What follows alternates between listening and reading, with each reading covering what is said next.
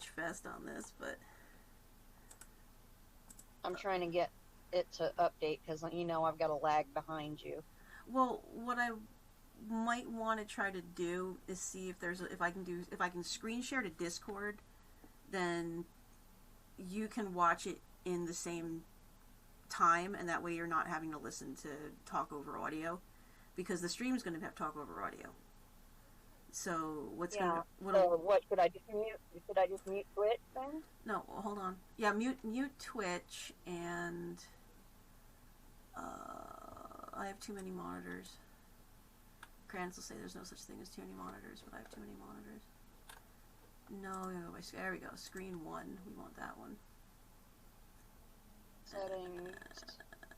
Yeah, we're gonna keep. Yeah, we just do go live. Hold on. Okay, so you should be able to see that. What, are you on your phone or on a laptop? I'm on my phone. Can you see the live the screen share?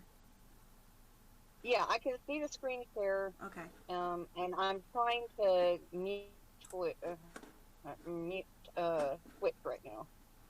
Trying to figure out how to do it. On the phone, there should be a little speaker, and you should just be able to hit that, and it should mute it. Animated emotes, background audio. Yay, we has a new follower. Hello, new follower. We do. Yeah, I do. We're gonna do. Oh, I need to get my camera working too. So do I just put it on chat only? You can put it on chat only.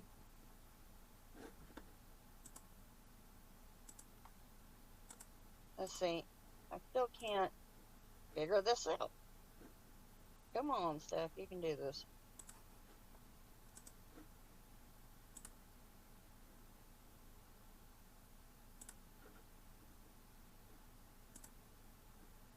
Give me just a second here, honey. I'm trying to figure out how to do this audio. I'm dark. I'm going to do chat only and see what that does. Apply. Nope. It won't let me see the screen if I do chat only. Okay. Well, no, you don't need to see the Twitch screen. You just need to see the Discord screen, because I'm gonna broadcast it on Discord. Okay.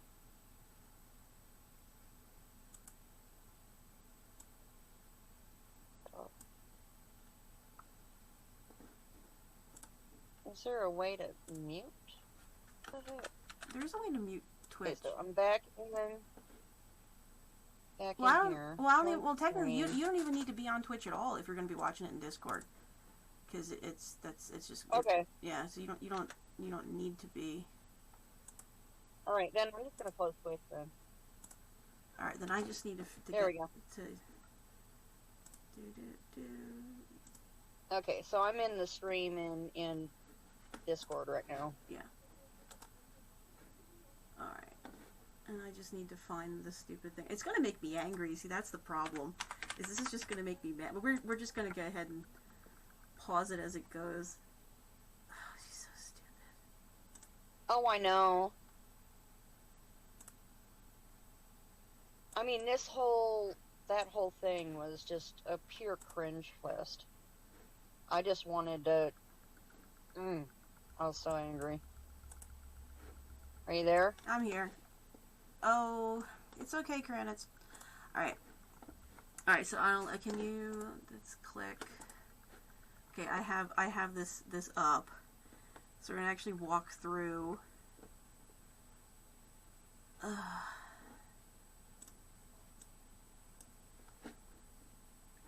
don't want you to save resources. Stop trying to save resources.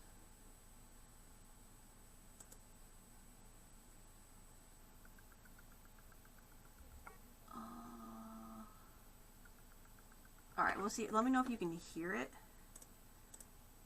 Completely honest, I don't think there's any definition of a good reader. Let me close. She's friggin'. She starts. There's not any definition of a good reader. Like, really? Really? Really? Yeah. Let me see. I'm not getting any volume. Well, I don't have anything playing right now. So let me. Oh, okay. I was gonna say, like, wait a minute. Yeah, she starts it out with that girl saying, I don't think there's any definition of a good breeder. And I'm like, well, honey, Well, that's because you weren't one. You were a backyard breeder. And if that's the only experience that you have, then yeah, of course you're going to think that. well, they didn't have any goal. If that's because basically what they did is they had 0 goal. All right, hold on a second. I'm just gonna go ahead and put audio on here so that see if you can hear audio. You get any audio? Is it playing? Yeah. I don't see it playing on the Discord. Well, I didn't. The video's not playing. I just have audio. Yeah, I can hear you just fine. Okay, but you can't hear that. So I'm trying to make sure, because there's no. If we're gonna stream it. Okay, input device. Output device. I need it to listen to. I don't want this to loop on you.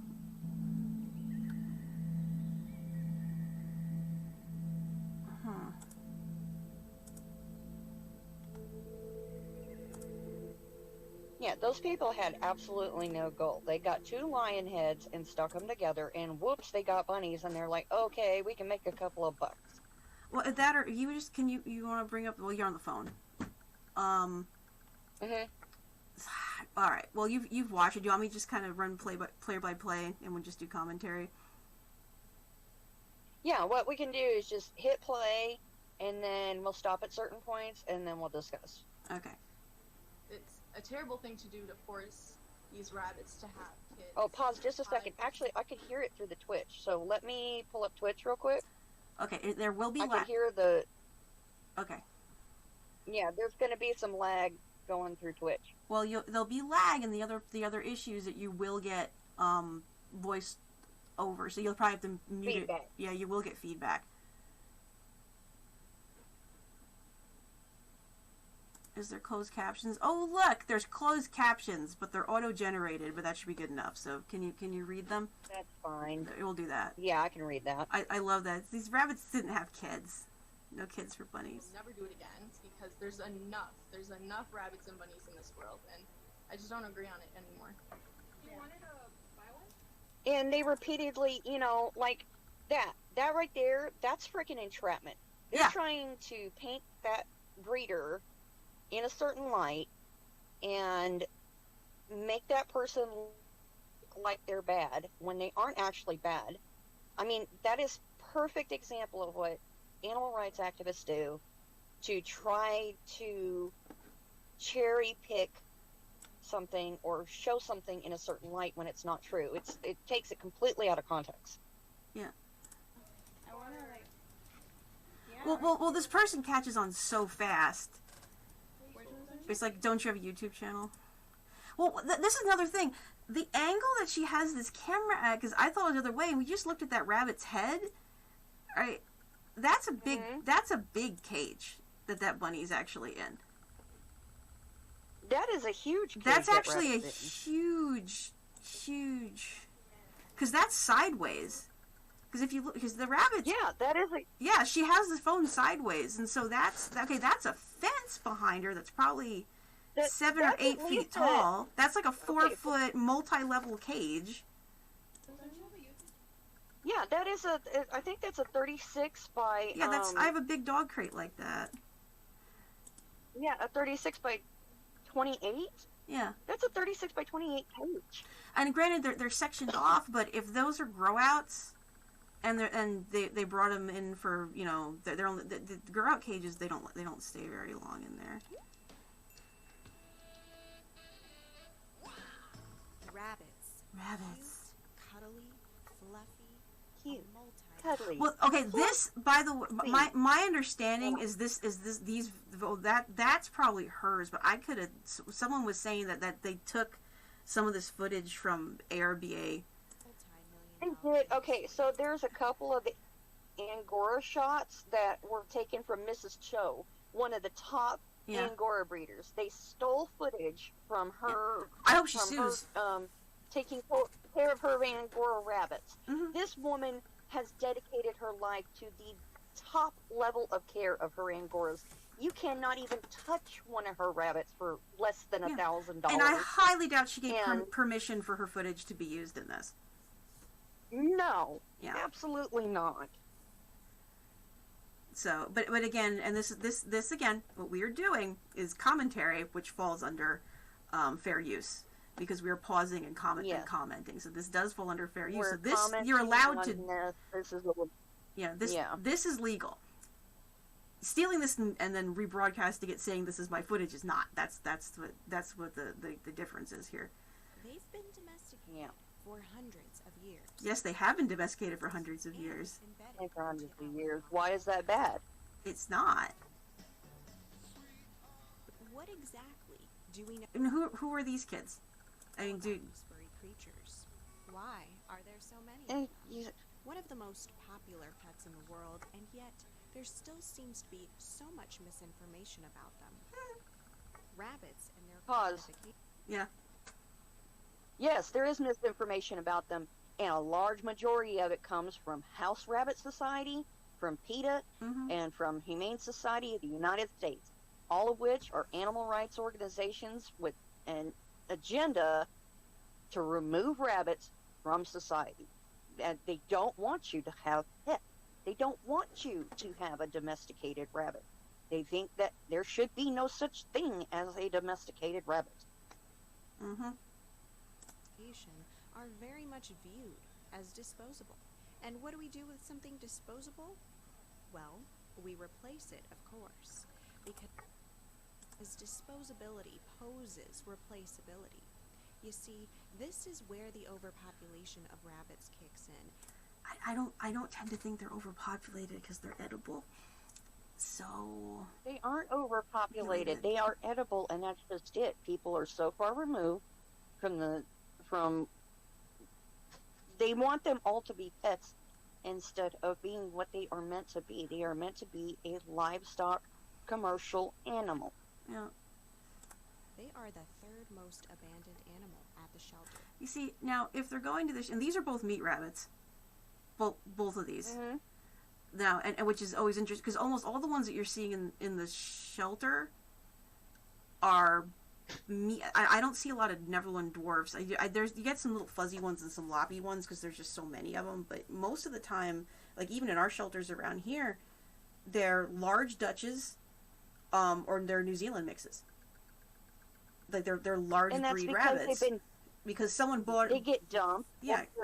Or they're in a hoarder situation. Yeah, and or it's because people don't, explain. Because like I said, when I'm selling my animals, we go through this whole process, and the process is basically, okay. I breed this breed. I breed commercials type. Now, I need you to understand. Right now, it's 5 pounds. It is going to get this big. Show mom and dad. That's a 12-pound buck. That's a 10.5-pound doe.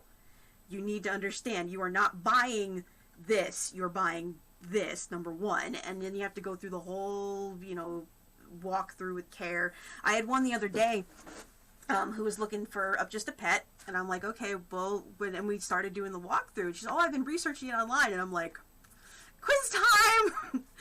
What are you feeding it? And she's like, it's all hay and fresh veg. And I'm like, no. And we had this whole huge conversation. Because she's like, well, the internet said. And I'm like, the internet, as I think Kranitz actually put it last night, it's like, the internet also says that the Queen of England's a lizard person. So, like, the internet says lots of things.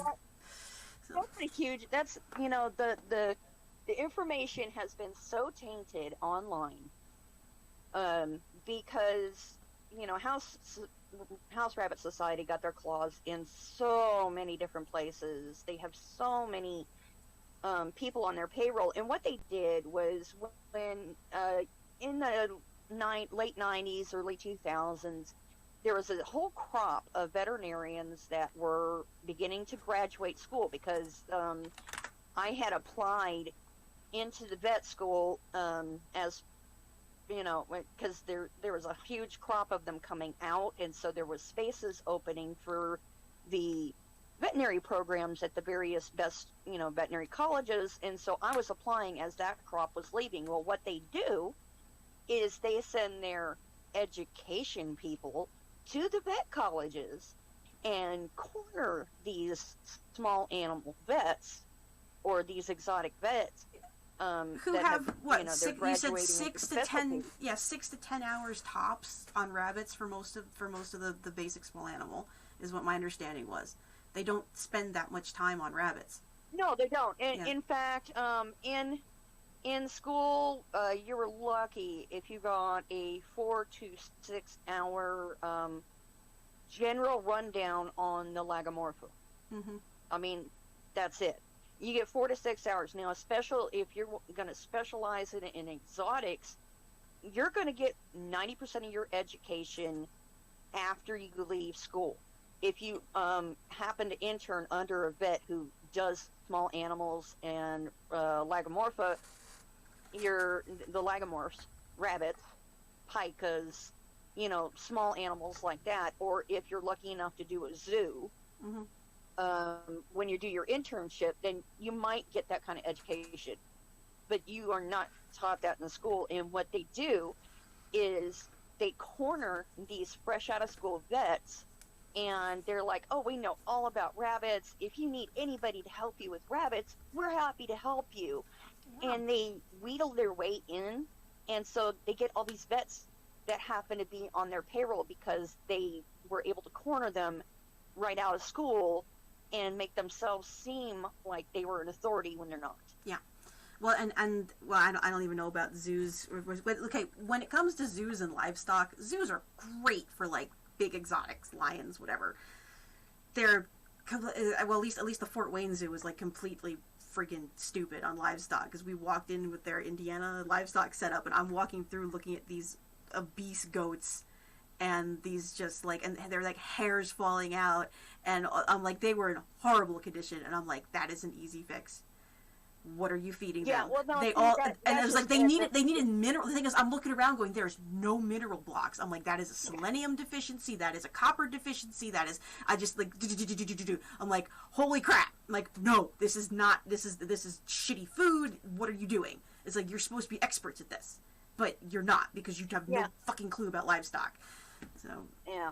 Well, see, the thing is with the livestock here, we've got, we got Frank Buck Zoo, and we have the Fort Worth Zoo and stuff like that. They limit, like other zoos and places, they'll let the people feed the animals and stuff. There's lockout limits on the feeders, and they have, so there's lockout limits on the feeders. You're only allowed to do so much at sometimes. They always have mineral blocks. They're always, it's a totally different thing from zoo to zoo, so it depends on the ones that you go to. I just happen to have my experiences in really good ones. So, I did, the Phoenix Zoo is the same way. It's a very specific thing. But it's just one of those things that they do. They corner these vets and tell them that they're an authority on rabbits. And if they ever need help with anything, to contact them. And so they make friends with these vets, and then they can fall back and say, well, this vet says. And it's because that vet has been fed this line of bull from House Rabbit Society. I showed you that response I gave to the one girl from Facebook the other day, where it's like, hey, I think it was a pooping problem, and it's like, well, what they keep us digging in the litter box, and I go, well, get a wire bottom cage, and with a drop, so that way you can have a drop pan, so that solves that issue, so it's not sitting and digging and making everything getting filthy, because that was her complaint. And the reason for that, because they're going to get urine scald, which is why flat bottoms are so bad. And then of course she answers back, well, unless you're actually a vet, you shouldn't say it, because I saw online that's not good for that. I'm like, well, you saw my response, and I'm like, here's 40 years of experience and 18 links. Shut up. So. Yeah, exactly. And that's the other thing, I've had rabbits at flat bottoms. I've had rabbits in wire cages, and I'm sorry, but wire cages are the appropriate cage for a rabbit. It keeps their feet dry. It keeps their nails growing in the correct direction. They don't get urine scald. You know, my rabbit Leo, he was in, let's see, his cage was, and this is a house rabbit, mind you, so he got out quite a bit. But he was in a Midwest critter nation. That was his cage, and he had a litter box. And so, even with that litter box, I knew that I had to watch his feet, or I had to have that litter super deep. You know, so it's all about how you approach it and what you're thinking. And like this stuff over here about, oh, they're the third most abandoned animal in the shelters, and no, the third most abandoned animal in shelters actually happens to be at this time is reptiles. Mm-hmm. It's not even rabbits; it's reptiles. Mm-hmm. Okay. We're gonna get back to this. We have, of course, Bunny Island here, which is that is actually. Oh man, that's a dream. I'd love there just lay down and let a million bunnies eat pellets off me. Know someone who does. So where exactly do all these rabbits come from, and what is going to happen to all of them? You might be surprised to find out.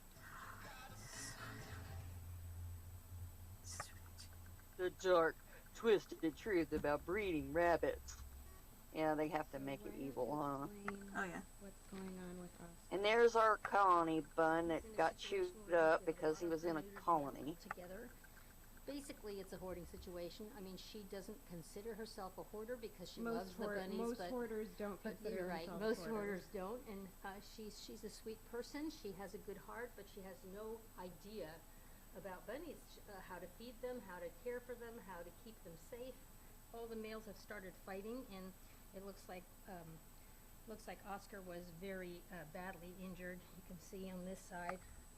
Yeah, and this textbook example right there of why you don't do colonies. Yeah, and that's my whole take too. That's why I don't like colonies for this exact reason, and that's why I get nervous enough even having the grow-outs together.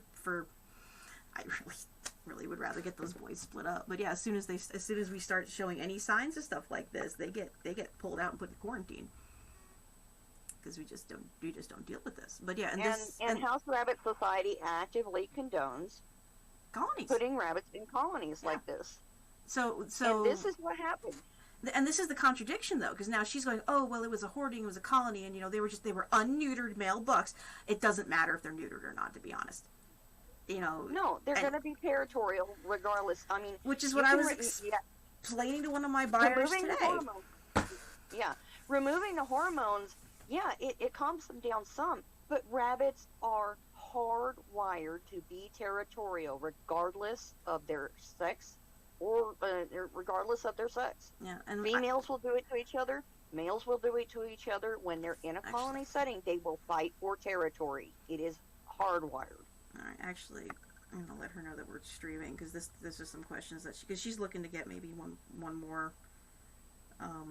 But she wants to get them all altered, and I'm like, but this it's a personality thing. I mean, some of them are fine for like forever, and then you have other ones that they're going to get picked on. So so what I had told her is just keep in mind, make sure you got space. Because if you're going to have to separate them... make sure you have the ability to separate them if you need to. Okay. Streaming bunny talk. Okay, go. But yeah, so back to here. So this is an example. Fights with other bunnies. His back end is actually abscessed. Yeah, and look he's chewed all up. All the way down. He's got skin infections, he's got wound infections all over him. His ears are shredded. And this is what happens when you put rabbits in a colony situation. They will fight for territory. These are all bite marks. And his feet are just filthy. And, this is him. And his feet are filthy because he's been sitting on a flat surface instead of on a wire cage. That side more, but the other side was also gotten a little bit, but that was the worst.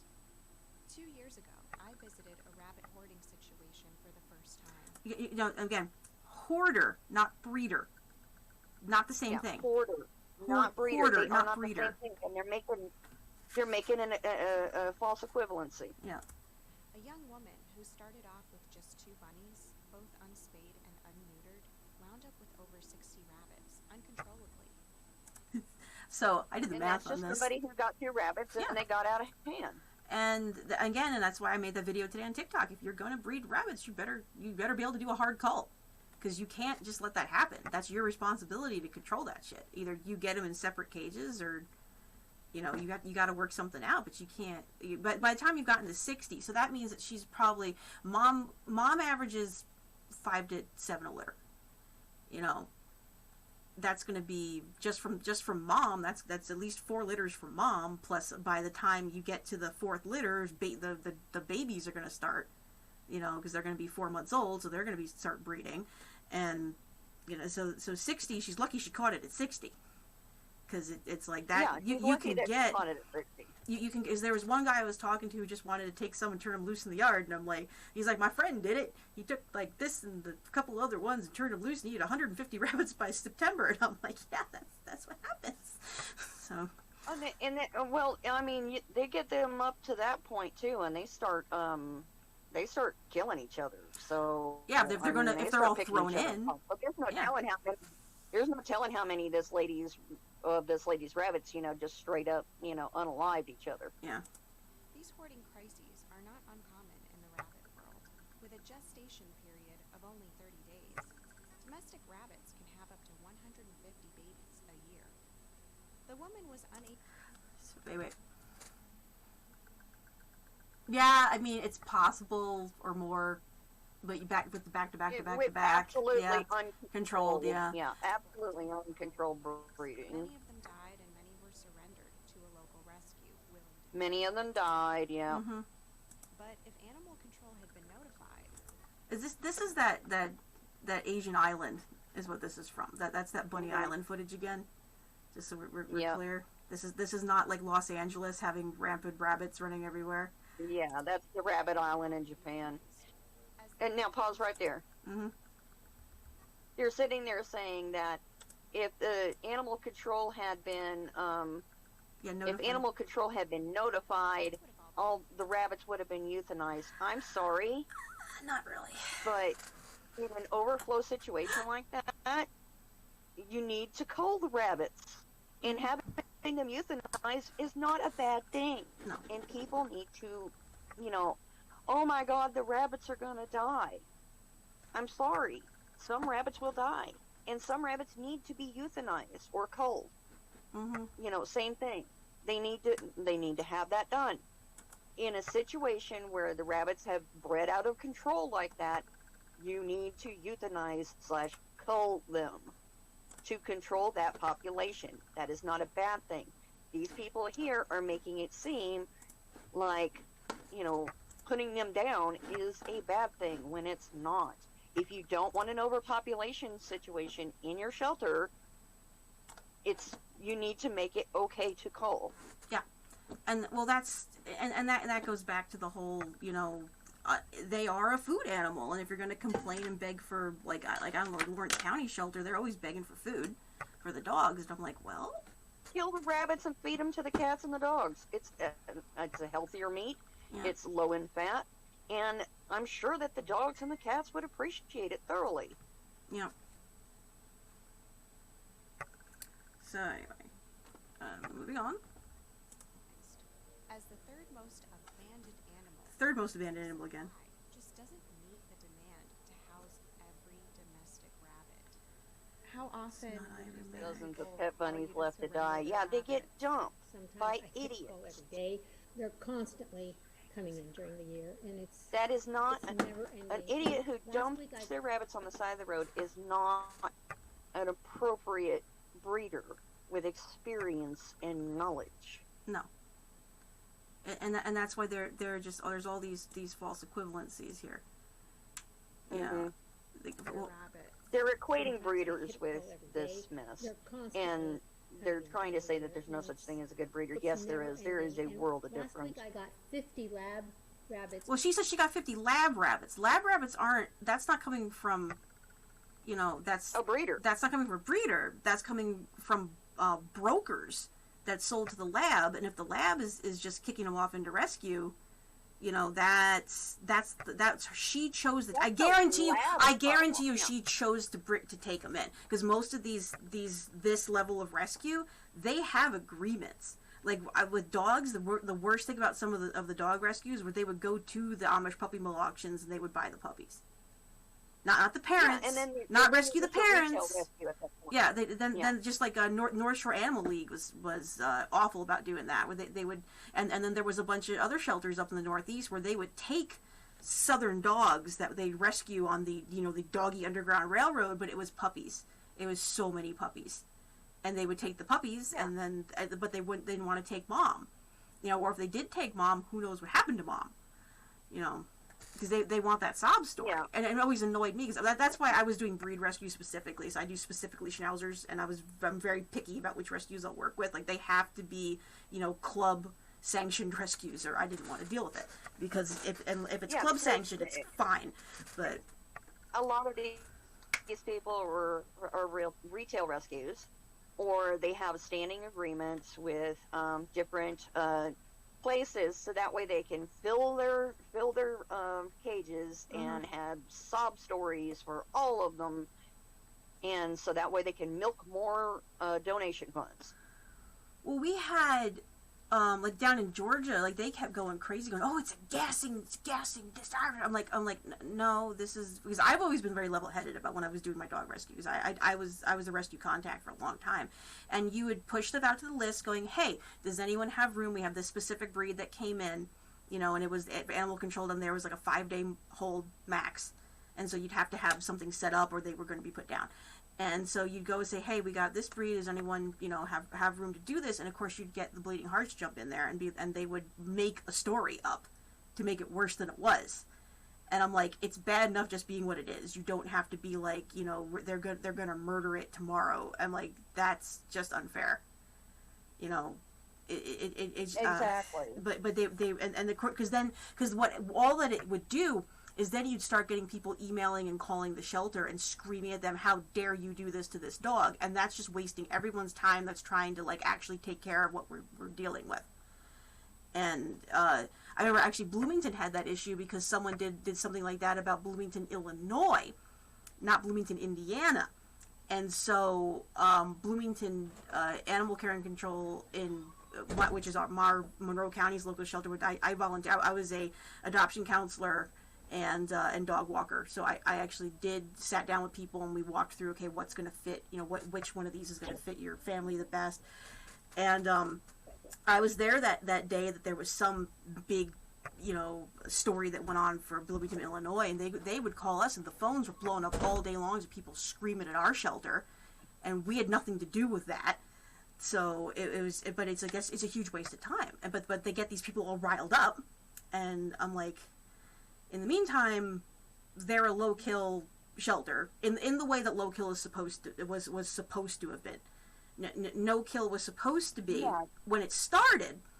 The original philosophy for no kill, and I'm going to say this because we're going to be recording, but the original philosophy was started up in New York, and it was to temperament test and train the dogs and the cats to make sure that they were healthy enough to be, every healthy animal they would try to get out of the shelter. There was caveats. Suitable, It's suitable for sick, adoption. vicious, whatever, and if it does not, they still get put to sleep, because again, and the same thing with the rabbits, and we'll get into that again later. It's like temperament. If the temperament is not suitable to go out in public, you're endangering the public by releasing that animal. It doesn't matter if you want to say that you're no sometimes that's Exactly. Anyway, so we're sometimes it's a better choice, like I said before. It's a better choice to euthanize if that animal is going to have a crap quality of life because of the choices that you're making for that animal, because that's what this is. These are choices being made for these animals. Yeah. And you can't sit there and complain about, oh, well, this happened and this happened and this happened. Well, if you had done, a modicum of research and actually paid attention to what really needed to be done instead of what your feeling told you, then you'd have a much better outcome with a lot of these rabbits. Yeah. But I see with the House Rabbit Society, I see a lot more of them being surrendered back to their original shelters because they were retail rescues. Mm-hmm. Because they aren't paying attention to these things. They're giving poor information. The rabbits end up sick, or they end up in colony situations where they're fighting. And it becomes a vicious cycle. And then they want to sit there and complain about how appropriate breeders are doing their jobs. And it's really funny how the rabbits are coming out of appropriate breeders are not leaving the homes that they started in, and how they are not ending up in shelters. And they're trying to pitch this, idea, this mass, oh God, these animals are being stuck in these homes, and they aren't paying attention to them. No, that is not a real breeder.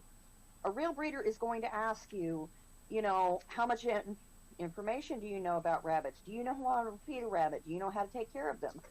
You're going to get read the riot act from a breeder who knows what they're doing. And it just like with dogs, there's a difference. And so with any rescue that you go to, you want to ask them the same questions that they're asking of you. Do you know how to feed a rabbit? What do you feed a rabbit? Well, where should you put them? Weren't you a wire cage a good thing? Yeah, weren't you walked me through? We had the conversation a couple weeks ago about. You said one of the worst cases that you saw when you were working as an exotic vet tech was the person was doing line by line what the House Rabbit Society had told them to do. Yeah, this rabbit ended up violently sick because they took it home and they fed it a bunch of vegetables. And instead of giving it any pellets, it ended up with a nutrient deficiency. It ended up with violent diarrhea. It was so sick. And there was nothing that you could do about it because these people had been brainwashed into thinking that that was what they were supposed to do. Yeah. All right, so we're going back to documentary. Oh, I would say Yep. I've never done an official count. Probably over. If you hear me munching, I'm going through my dinner. Wow. I am overwhelmed by the amount of rabbits wanting to come in and knowing that even though I'm one of 6 rescues in Los Angeles, that we cannot take in everything that is proffered up to us. It's not possible, and so rabbits will die. Breeders. Oh wait, are those rescue rabbits in wire cages? Was that? It's not playing on my screen. Everything that is proffered up to us. It's not. Yep. It's I don't see it playing. It's still on the. I'm gonna restart it. You kicked me out. Yeah, we got talking too long. Yeah. Okay. No, see, There we go. Look. Is that that looks like rescue rabbits in wire cages? Not even proper. Personally. Yeah. Personally. Hold on. Yeah, we're gonna go. Look at the size of those things. They're like dog crates. They are dog crates. The amount of rabbits wanting to come in and knowing that even though I'm one of 6 rescues in Los Angeles, that we cannot take in everything that is proffered up to us. So these are wire dog kennels with, but look at how wide. That will give them sore hocks. There's not enough floor surface on this wire in order for them to properly walk on it, and so that that will cause a problem. And I don't even. It's like when we say proper wire, we mean proper wire. Look at the spacing on that wire. Yeah, that's a good. This is an inch. That's maybe half an inch, but even at half an inch, that's not enough surface area.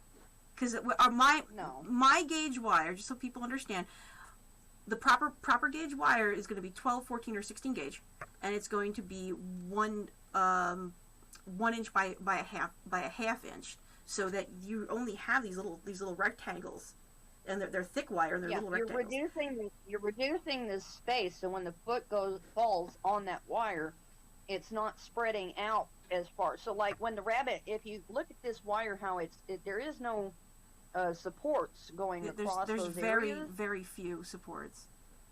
Yeah, Very so when the few. rabbit puts its foot horizontally, where the gap is on that thing, its foot can slip sideways into that. They're bird cages. And it can, They're bird yeah, cages. it can rub its feet on that gap, but in proper wire flooring, that doesn't happen. The foot spreads out like a snowshoe, and it helps distribute the weight over the wire. And people wonder why if a rabbit's on wire, it's getting store hawks. It's because crap like this. Yeah. And then they try to say that it's bad. Yeah. It will die. Breeders want the one show rabbit, and so out of a birth of, So you know, here we have stolen from. Oh man. Okay, I have bone to pick with this. This is your movie, isn't it? 12 rabbits. Yeah. If they have That's one from that they Rabbit think is Fever. good- Pause. Mm-hmm. So this right here, Mm-hmm. we want one show rabbit. Mm-hmm. Okay, no. We want the whole litter to be show rabbits. Yeah. We want to breed to that standard of perfection and end up with all of the litter being able to be shown. And in most of the cases, 90% of that litter ends up to be show rabbits. Mm-hmm. Very few of them end up to be pets. You have more of what you need than what you don't. You breed to have more of what you need than what you... Improving your breed so that way there is no waste out of your litters. Because pets are the waste out of litters. Mm. If you're breeding appropriately and you're breeding to standard, you are not going to end up with one show rabbit and the rest of them are all pets. If you are not breeding a proper rabbit. All You right. know, 8 to 12 rabbits. If they have one that they think is good, all the others are given away. Basically, Wait. All the others are given away. We're just gonna give them away. We're just going to give them away. All that feed and time and energy and everything else. Remember, We're just going to give them away. I told you I asked. I think it was Randy who had a really nice doe that I was looking at. I go, how much? $200. Yeah, they're not gonna give them away. Yep. No. Just giving them away. Yeah, $200 for a good quality show rabbit, and the cheapest I'll go is $25 because I got to at least pay for a bag of feed, and it's like, and of course I got shit again by that today. The guy's like, I'm looking for a bunch of rabbits. I'm like, well, I got a bunch, but they're gonna be at least $25 each. That's too much. Like, oh well. But yeah. Oh well, move on. Yeah. Oh well, that's all right. All right. It costs that much because it takes me Fucking hours. Yeah. they'll charge if they have a really cute one in the back. If they have a really cute one, they'll charge for it.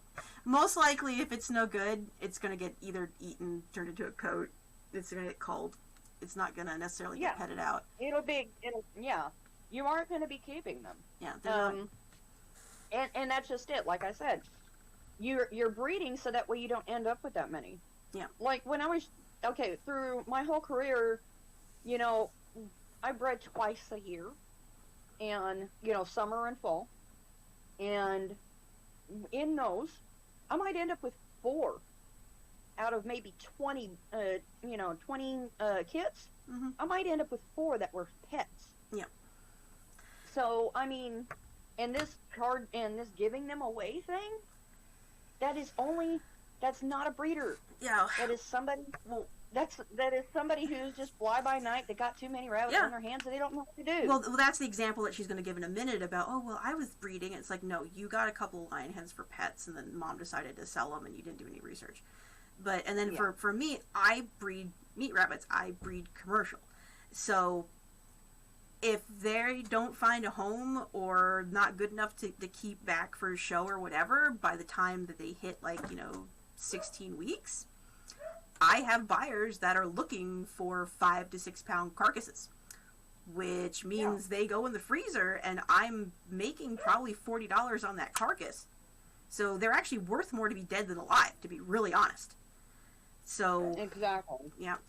They'll charge $300 to $500 for one, and people will pay to get a nice lop or a little dwarf, and then they make some money, but they've got their show rabbit, and the rest they don't care about, and they always give them away. Bullshit. I don't know about don't care. They have their show rabbit, and the rest they don't care about. Bullshit. No, That's just straight up bullshit.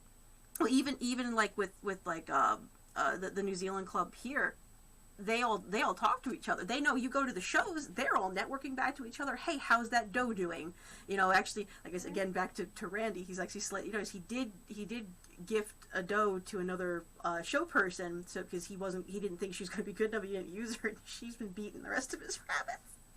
But they're always checking in on each other. So like, how's whoever doing, who's mixing with who, and the people know, you know, where these buns end up, and they have your pedigrees, and you can, like, even me, I have I got a couple lions that, you know, he's quit, so hold those. But They're 3 months old, which is before they get to the hormonal stage. Sometimes we'll even kill the rest that are not good enough for show. we might, yeah, because they're meat. They even kill the rest that are not good enough for show. Get out of your feelings. Because I'm they're sorry. livestock. Yeah. Horrible what happens to these animals. And so the people are taking them as these sweet little babies, not knowing what's going to happen in 1 or 2 months. If you're getting them from a good breeder, they are going to walk you through what is going to happen in the next 2 months. I know I seriously walk all my people through it. So if it's going to be going to pets, like, hey, you understand, and 6 to 8 months they're going to get hormonal if you have a girl. But I usually like to screen them first, going, is this a 4-H project, is this an FFA project, are you looking to do homesteading, because I prefer to sell them to people that are looking to get into homesteading or whatever. And I get people, you know, message me all the time because I make myself open to that. So I get my buyers come, hey, help, I need, you know, information, and I'll text them right back, get a hold of them, call them, whatever. And my son brought up a good point. You know, if they don't want to spend the money, then they don't need one. No. You know, if they don't want to spend the money or have the education and stuff done, then they don't need rabbit. Period. Nope. In a story. Yep. You know, it's easier to turn them down. But they think that we don't do any kind of research on our people. No.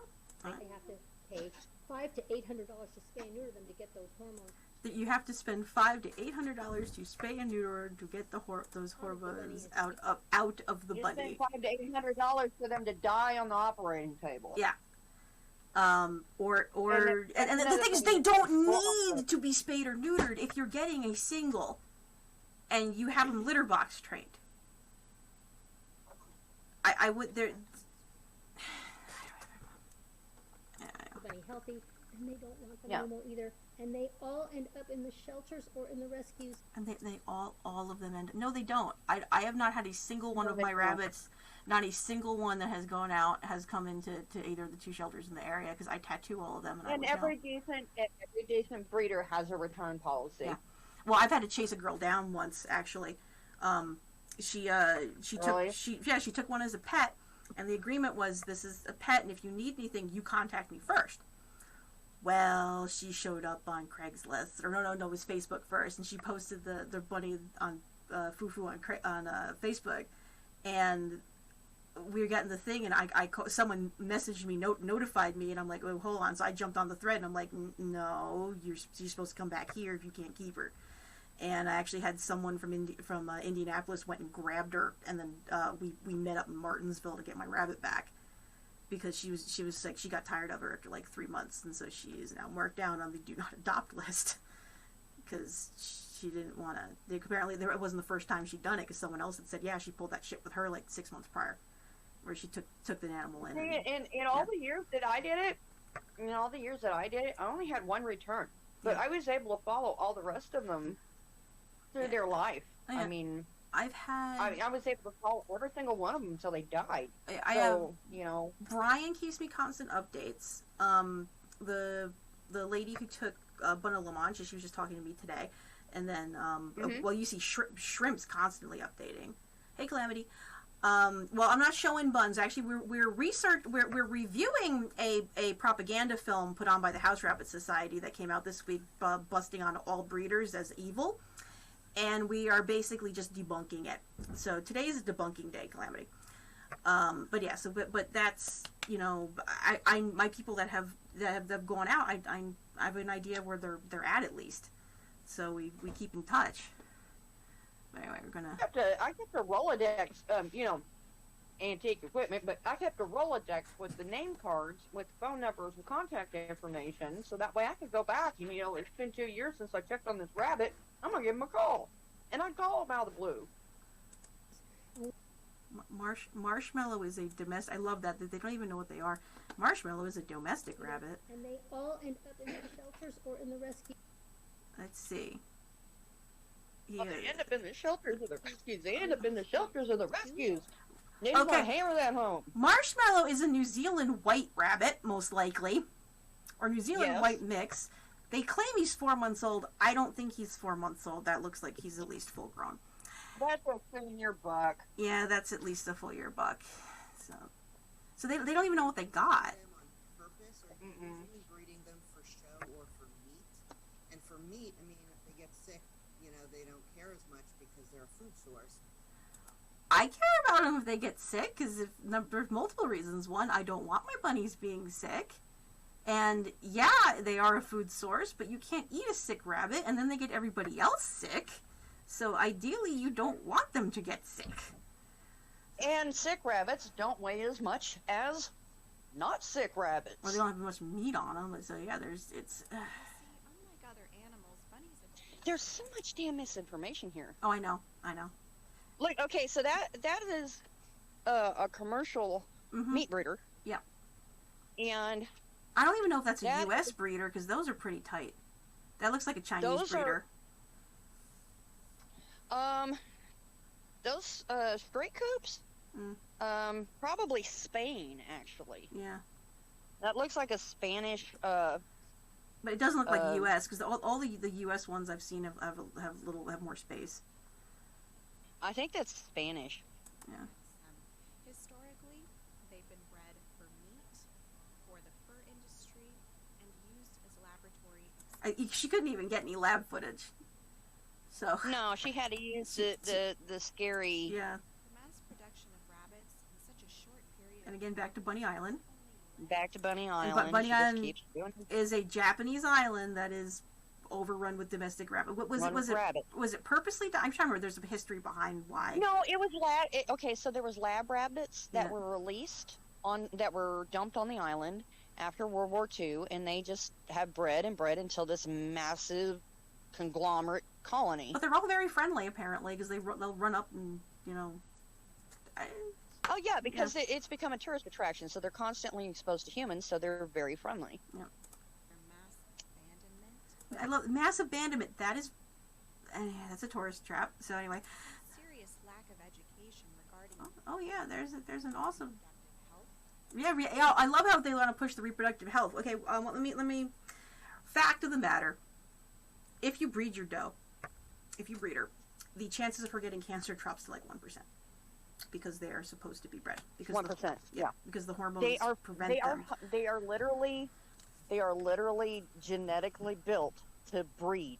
They are built to breed. If they don't breed, then their reproductive systems begin to shut down. When that happens, they start getting cancer and having aneurysms and all these other things that they're talking about. Only happen because they aren't breeding them. And the other point was the study that they always go back to. They always reference this one study. And this one study was using lab-bred rabbits for cancer research to research if you didn't, how many of them got cancer. Like if you're specifically using rabbits that were just like when she just said, I just took 50 lab animals in. What were they being studied for? Because a lot of the lab strains in New Zealand are bred specifically to have certain genetic defects so they can test things on them. So that is another question: is what line was that?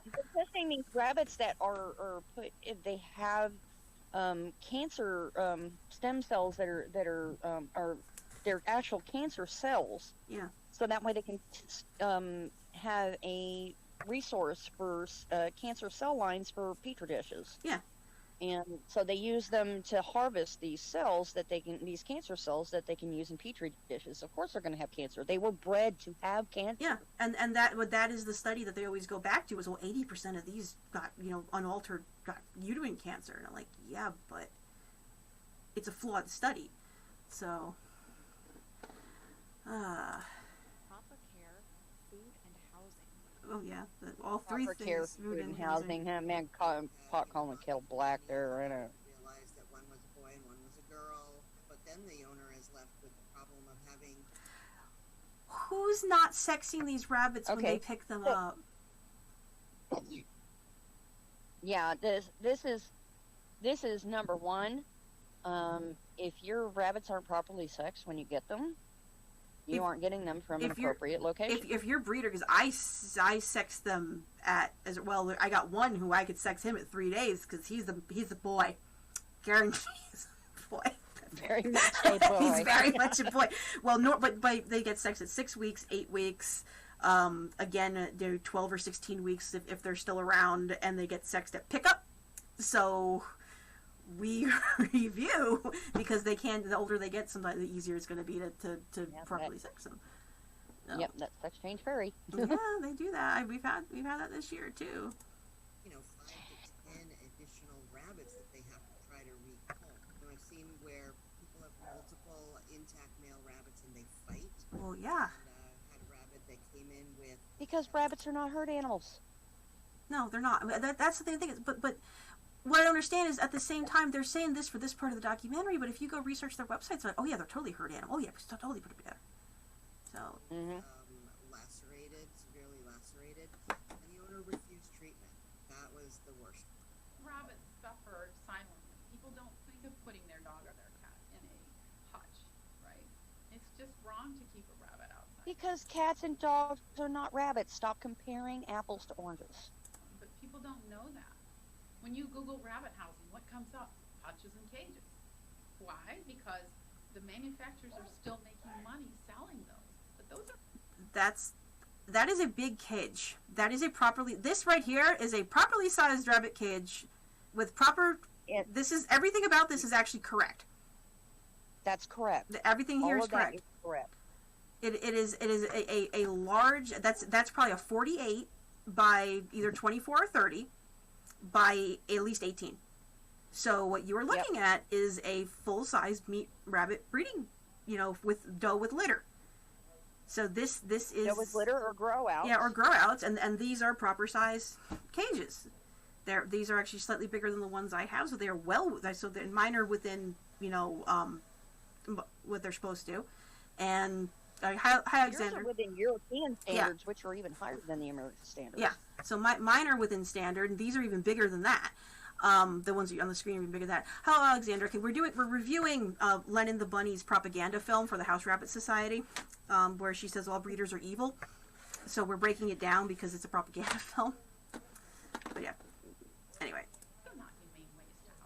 This is not, that's... Those are not humane ways to house rabbits. I'm sorry, you're wrong. Yeah. Completely, 100% wrong. Educating people about spay and neuter, about the overpopulation problem, and about... There's no overpopulation problem with rabbits because you eat them. Overpopulation problem, yeah, right. When they're living in a hutch, it's a small area, they're bored, they're sad, they're lonely, and it's very... She's projecting human emotions onto a rabbit. You know what makes them mad is having... And again, this is the same... How much you want to bet she got this out of the same rescue? Because this is that same type of wire bird cages that we don't keep our rabbits in.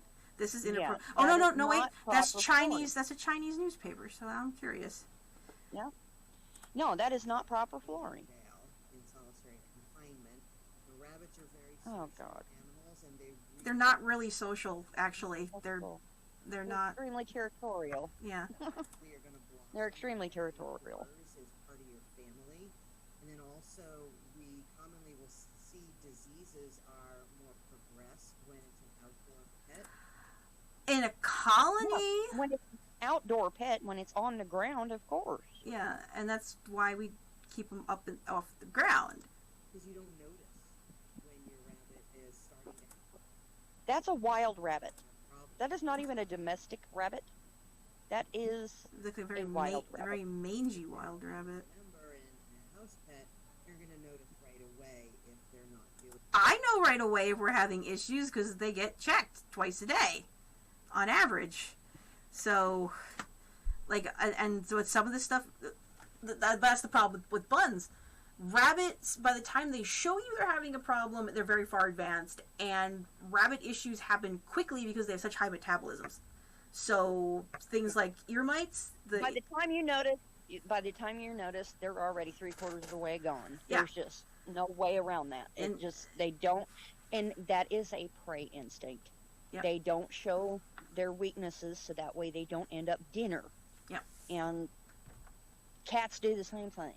And it doesn't matter if it's a house rabbit or not, because I cannot tell you how many of these posts I've seen on Facebook, like, oh, my rabbit, suddenly he was fine yesterday, and today he seems really, really thin, and has diarrhea. Because it happens that quick. House Rabbit Society, there's a whole section on bloat where they've fed them, gobs and gobs of vegetables and stuff, and then they wonder why they bloated. They'll live 12 to 15 years. Okay. I got rabbits Dwarf? with 12, 15 years in wire cages. I'm sorry. And dwarf breeds, will live a lot longer. I mean, the actual average lifespan for New Zealand, I think, is 6 to 8. So because they're a bigger rabbit. Yeah, and she brings that up, and I love this. It doesn't matter. Rabbits, especially the ones that are not spayed and neutered, That doesn't have anything. 5 to 6 years. No, because usually those are New Zealand's or they're larger breeds, and they commonly live 6 to 8. That's just yeah, that's just their lifespan. But on top of that, some of this data can be skewed because of the fact that they are culled early. Yeah. And so the lifespan can be skewed because they're culled because they are commercial rabbits. Yeah. What are some of the crazy stories that you've seen when it comes to this? One of the most common issues that we have in this area in Los Angeles, in the fashion district, there are people that are selling. Now this is that's China. This is the only part of this is the only part of the documentary that I agree with. Putting 4-week-old kits out for sale with a couple pieces of lettuce and all this, that's reprehensible. That is absolutely wrong. It should not be done. No. It's the only part of this I ever agreed with. Yeah. And those are babies. Yeah, those are 4-week-old kids. Maybe not even, to be honest. It looks like they maybe 3.5, because they're maybe because my 4.5-week-old one. Well, I just showed you pictures of him. He's a little chonker. He's got more fur. Yeah, these. I think these are just eyes open, and any sane reputable breeder is not going to do this. No. And I know we got in arguments with that. People are like, oh yeah, I totally wean my kids at 4 weeks, and by the time they're weaned, go to the next one. I'm like, that's back to back to back, and like, if you're gonna do it, okay, but I don't recommend it, and I'm gonna do it to my girls. Yeah, that's not a thing. Yeah. Hi, Pony. No, we are currently reviewing a propaganda film by the House Rabbit Society that says all breeders are evil, but we're gonna get to this. Like, this is not acceptable, and any decent breeder is gonna tell you that. Probably about a month old. They are pulled away from their mom too early. They're subjected to stress. It's also not that common it's common, but not as common as they're trying to make it out to be, because most places like this looks like it's another country. This is I don't even think this is U.S. It's in China. Is it China? Well, Chinatown's a whole other. Yeah, Chinatown might be a whole other country. Yeah, it's Chinatown because in LA. It's not legal. Because it's not this is not legal. In the California rules, there's 8 weeks. Period. It's 8 weeks, and these are 4 weeks old. No, that is illegal. Because it's already illegal. Yeah. I mean, what more do they want? It's already an illegal thing to do. It's reprehensible. Why are they? And look at that. It's full of vegetables and stuff, and tiny little cages, piece of carrot, piece of lettuce. Yeah, and then they go home and they die. And I completely agree. That is not the right thing to do. No, and they're not going to.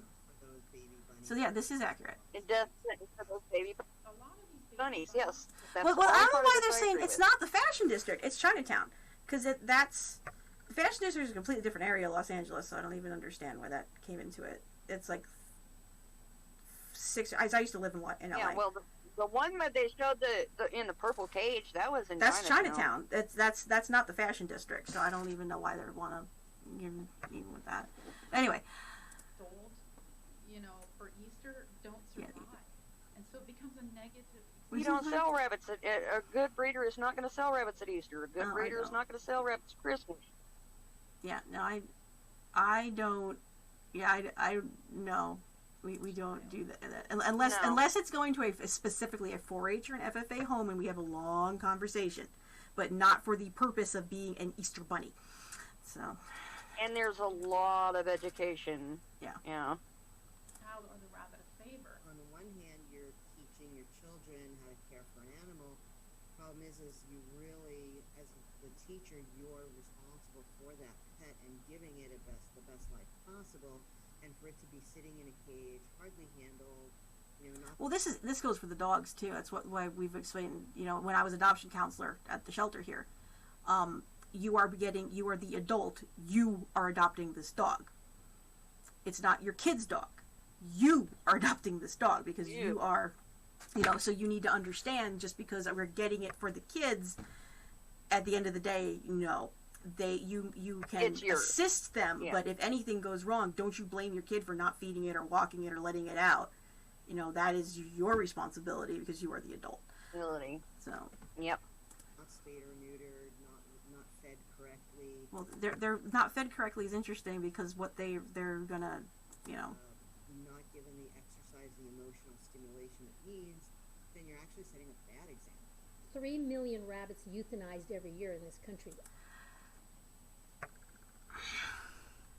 3 million rabbits euthanized. Citation needed, lady. Yeah, I mean, are you including the meat rabbits? What's being included in there?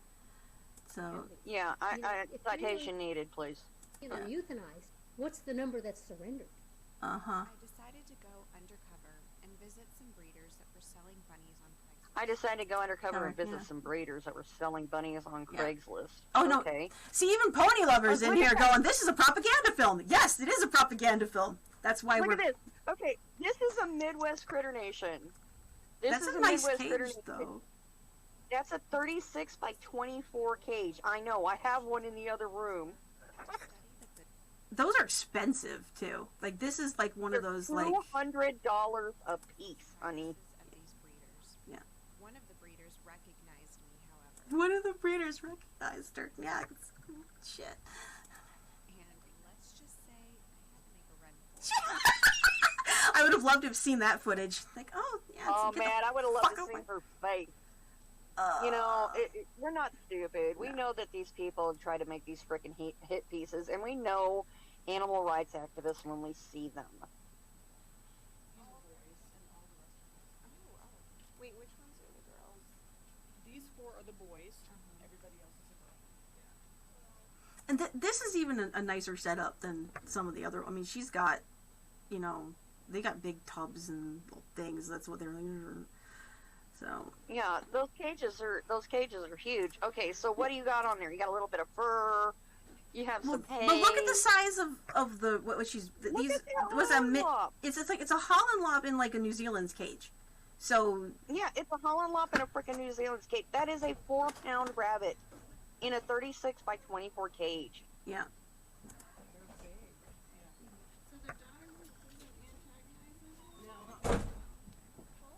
And she looks like she's in a climate controlled cold area too, because that's a glass door.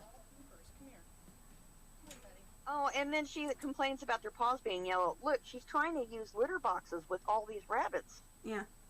And she doesn't have any litter in there, so that's the reason their paws are that way.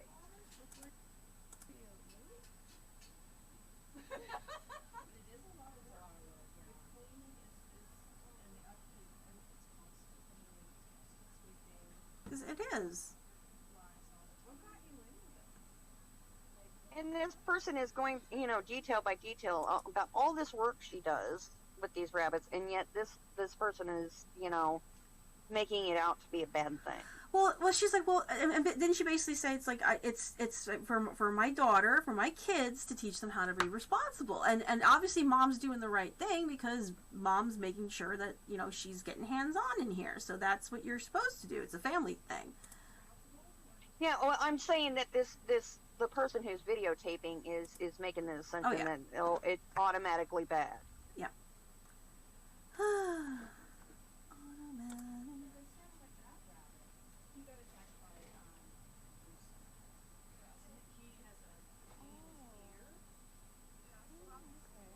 let's find the one that's in quarantine and focus in on the one. A rabbit got in a fight with another rabbit. Oh, guess what?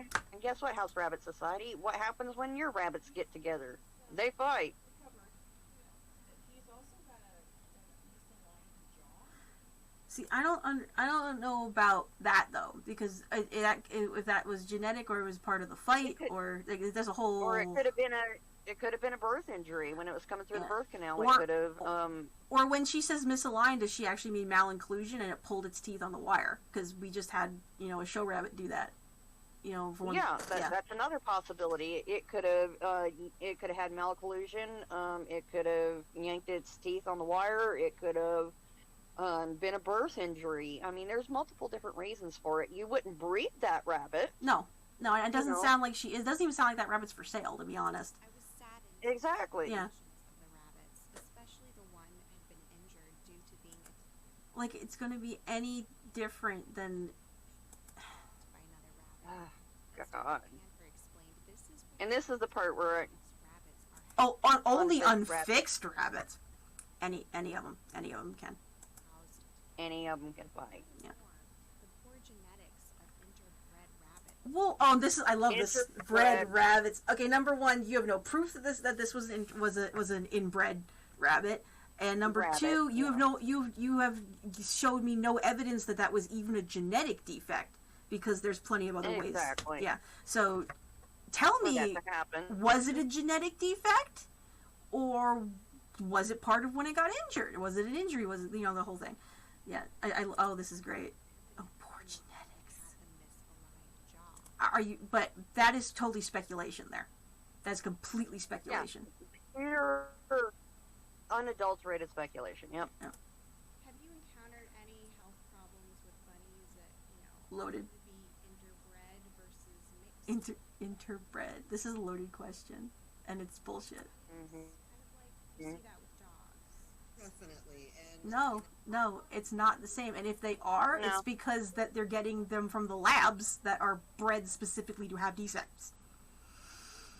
Or the other thing is that they're in a colony, Mm-hmm. and they started with 2 rabbits, and they have been they have Not they selectively. have been inbred. Yeah, not selectively. Yeah, they have been inbred.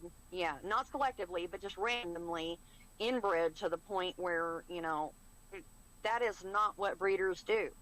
If a breeder is line breeding, it's going to be a cousin or a brother, or at the very closest, maybe back to a parent, but all those kids get bred out away from that line, and you don't have that in a controlled breeder setting.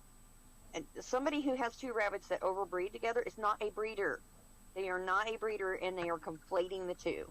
Mm-hmm. I think that for people who are trying to create that perfect purebred rabbit, mainly for shows, those are the ones that are going to do that inbreeding. No, that is a straight up lie. Yeah. I mean, granted, you can get but then again, the research that's been done with them, if you're doing good genetics, rabbits can tolerate a much higher coefficient of inbreeding than most other animals can. You can they can because they can. But that's just it. Most breeders, don't do that. If they are going to if they're going to line breed or something like that, it's going to be, once or twice and then out. Yeah. They don't sit there and back to back to back to back to back to back to back like these people are implying. And even in the studies that have done it, you have, in order to start getting really bad genetic defects like they're implying, they were saying something like 40 generations. Like, you have to do more than 7 sibling breedings in order for it to get really, really bad. And again, you don't do that. You don't do that. Like, even though that tight litter I did Fred to Joe, and that is a sibling breeding, but the whole purpose was to try to get that white one. I'm hoping he's got good type, but he's not going to be bred back into that line, at least not for at least a couple generations. No, he's going to be bred out away from that line, and that's how most rabbit breeders work. But they're conflating rabbit breeders with people who end up with a couple of bunnies that overbreed themselves. Yeah. Yes, you can get genetic issues with the lion head rabbits, the ones that have all that fuzz around their neck. We do see a lot more dental issues with the larger bunnies, like the Flemish giants, checker giants. Uh-huh. Lionheads do not have dental issues. They are bred from Netherland dwarfs. There is a misconception about Netherland dwarfs that they have malocclusion because they have tugging, which is absolutely not true. A Netherland dwarf is not a brachiocephalic rabbit. It is a rabbit that is simply dwarf in size. Its cheeks muscles are larger. It has nothing to do. The nose is not pushed in. You can look at skulls of Netherland dwarfs and dwarf breeds in general, and they are not pugged like a pug dog. They are not a brachiocephalic animal. They have the perfect proportions. They're just small, and their muscles are big. Okay.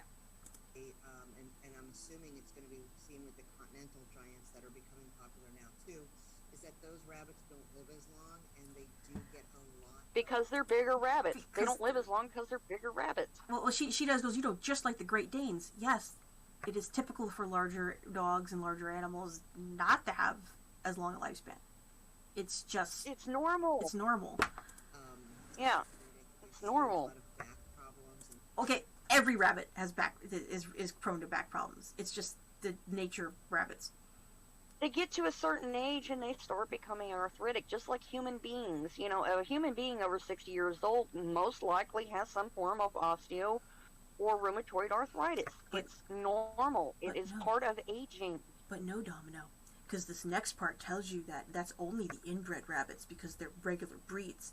But rescue rabbits are magical and don't have any of these problems. Just don't live as long. They're basically the Great Danes of the rabbit world. Netherland dwarfs that have really tiny heads, tiny ears, with big bulging eyes, and so bulging eyes. My ass. Well, so certainly, a mixed breed rabbit is healthy. God. A mixed breed is going to be more healthy. Yeah, complete bullshit. Complete bullshit. Genetics is genetics is genetics. Yeah, it's the same thing with doodles and all these hybrid dogs. Hybrid mutts are not healthier than their well-bred counterparts because they're well-bred, purebred counterparts. Yeah. No. The conditions weren't any better with the second breeder. In fact, this breeder kept them in... Okay, pause. Mm-hmm. Okay, so that is, let's see, is that 1 inch square flooring? It is hardware cloth on top of 1 inch square. That's what I was saying. I was thinking, yeah. It's 1 inch square hardware cloth. This dude does not have the foggiest clue what he's doing. He's got 7-month-old rabbits. These I presume these are grow outs that have gotten too old, and they've just outsized this cage. Yeah. And that's the reason he's got people in there, because he's trying to get them out. Yeah. You know, this was supposed to be a temporary situation that got out of hand. Yeah.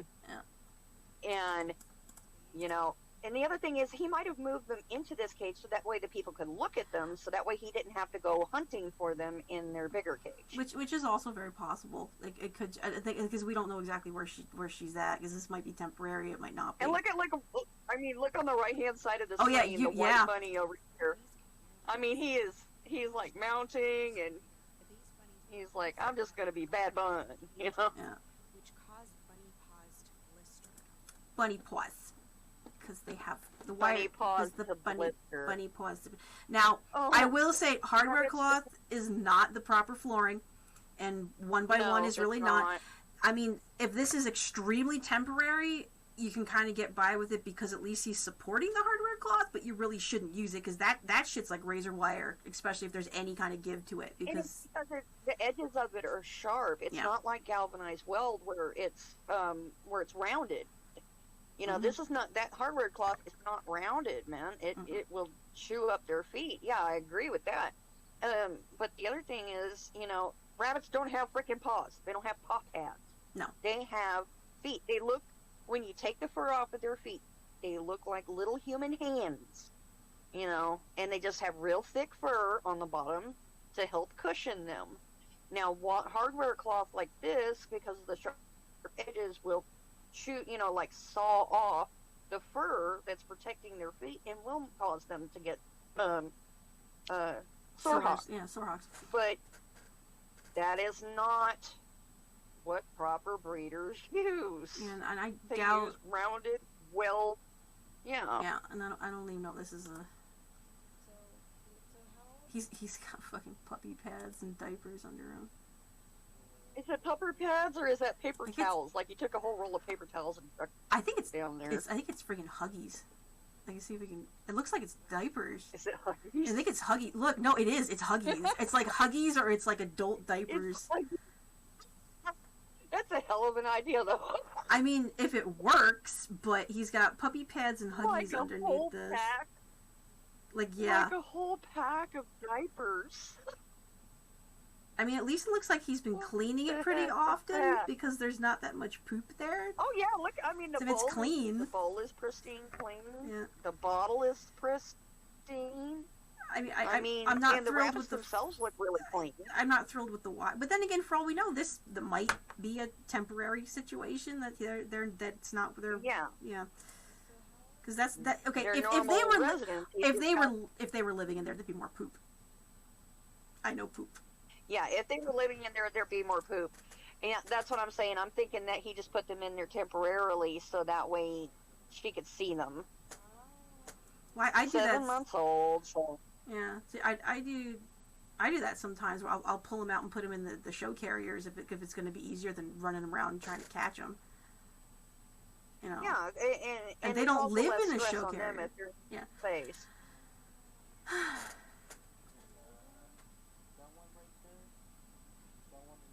I'm digging that white one over here. He's just Little blue-eyed white. he's got boss. Yeah, he's got boss energy. So is this?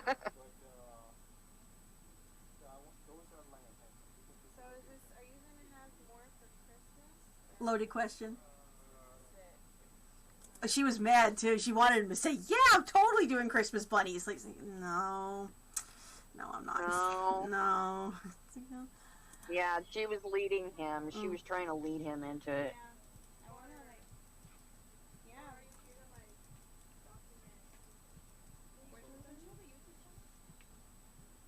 Don't you have a YouTube channel? Yeah, I called her out. You sure? Yeah. Mhm. Documenting people and basically exposing people. Yep, you're caught. Run away like the coward you are. What was very interesting from the breeders is that both of them summoned their children to help with Summon them. I wish I could summon children to help me.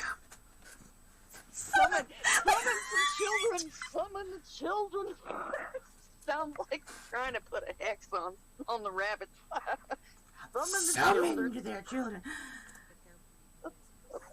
Bunnies are bought for children every day by parents who think it will teach them responsibility, and nothing sells a bunny more than a child selling a bunny. I don't like selling kids rabbits unless, like I said, they have to be 4-H or FFA and they got to be on board.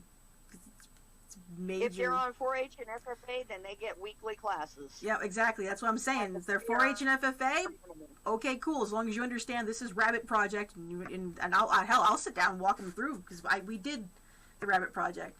So. Exactly.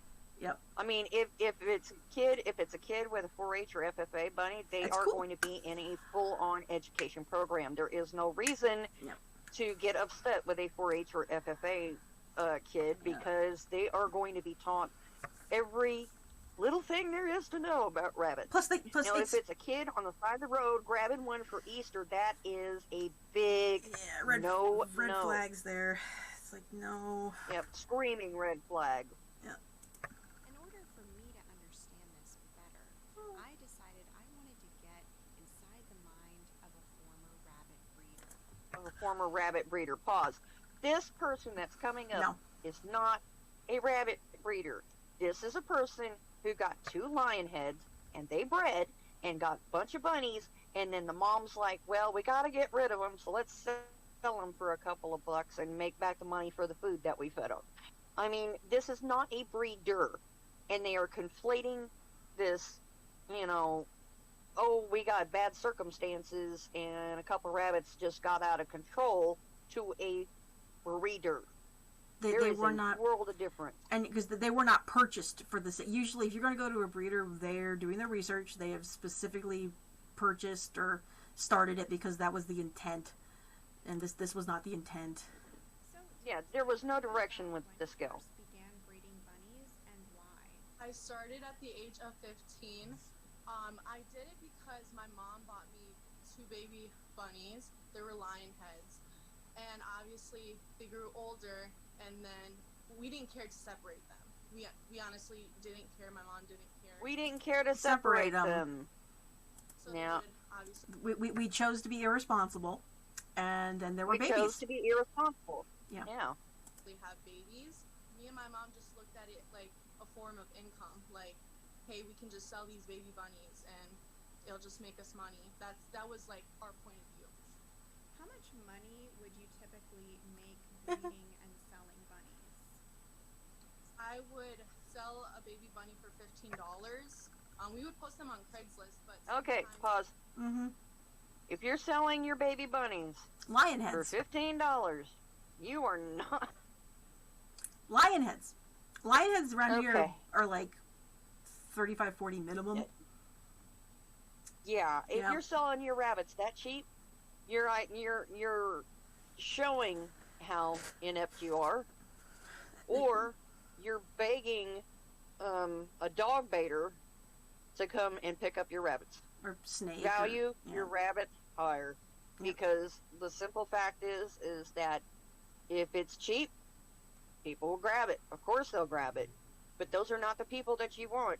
And any breeder worth their salt is not going to sell a rabbit for $15 because they put too much time and effort and money themselves into that rabbit. So you aren't going to get a $15 bunny from a reputable breeder.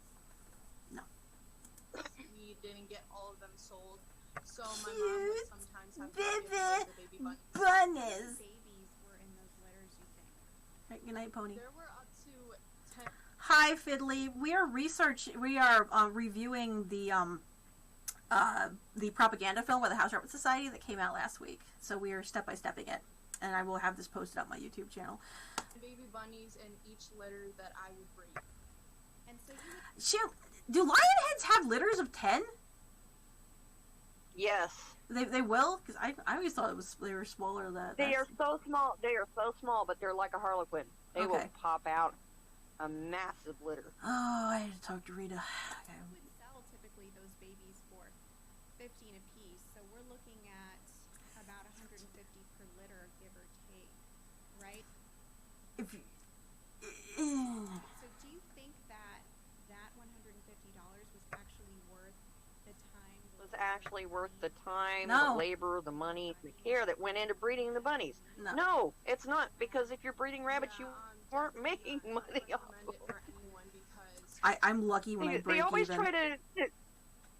They try to put these nefarious connotations on us, like, oh, we're profit-hungry monsters that only want money. If I break even, I'm No. having a good month.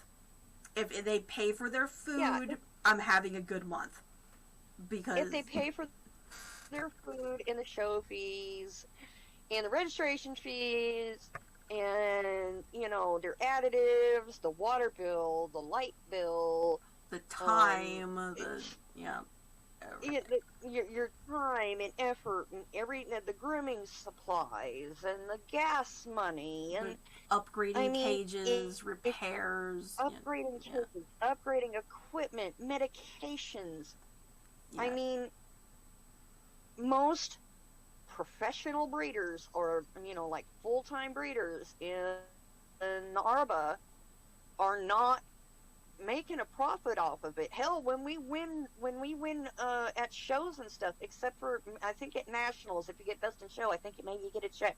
Mm-hmm. You know, if you're like top 3 spots at nationals, you get a check. The rest of the time, you're getting a $2 rosette for your, Well, your $7 or $10, your $4 or $7 entry, and how many entries, and yeah, you're getting a $2 rosette. You aren't doing it for the money. You really aren't. I think I pulled in probably 2,500 this year, and I've spent 26. So exactly. And that's not counting gas, because I didn't factor gas. Because I was thinking about that the other day, going like, oh, it's absolutely, yeah. It's laughable. It's absolutely laughable. These people think that we're money hungry profit monsters. No, we do it because we want to improve that breed, because it'd be nice to get we a do rosette. It fully. We do it for the $2 rosette. Yeah, we do it for a $2 rosette. I can print from China. I get probably 1,000 of them for 50 cents. But yes, exactly. Oh, nope. No, I want to be able to say I done good. And it's going to take a while to do that, but more money actually taking care of them than what we got. My mom never.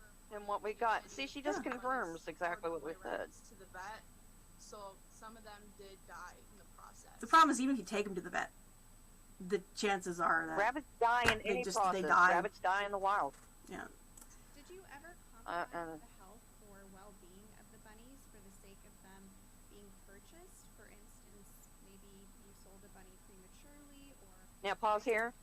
You're an idiot, and you're a bitch. You're an idiot. When she says what she did, that's a her problem. That's not a breeder problem. That's a her problem. Yeah, that's. Age, sex, just to get them. All right. Well, that is a her. Don't do this. I want to be completely transparent, and I'll hold them back. Like, I got people. Oh, can I get these right now? Like, no, they will not be ready for another 4 weeks, or they will not be ready until, or I'm keeping that one. So people ask about Nestle. Oh, what about this one? No, I'm keeping that one. That one is not for sale.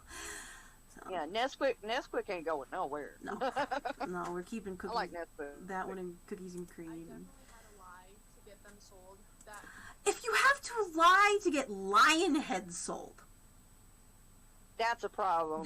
Lion heads are the most lovable, small, itsy bitsy, cutesy little rabbit you can find. She's selling them for $15 a pop, and she has to lie to sell them. That means either your rabbits are horrible. There's something's wrong. Yeah, that's a her problem.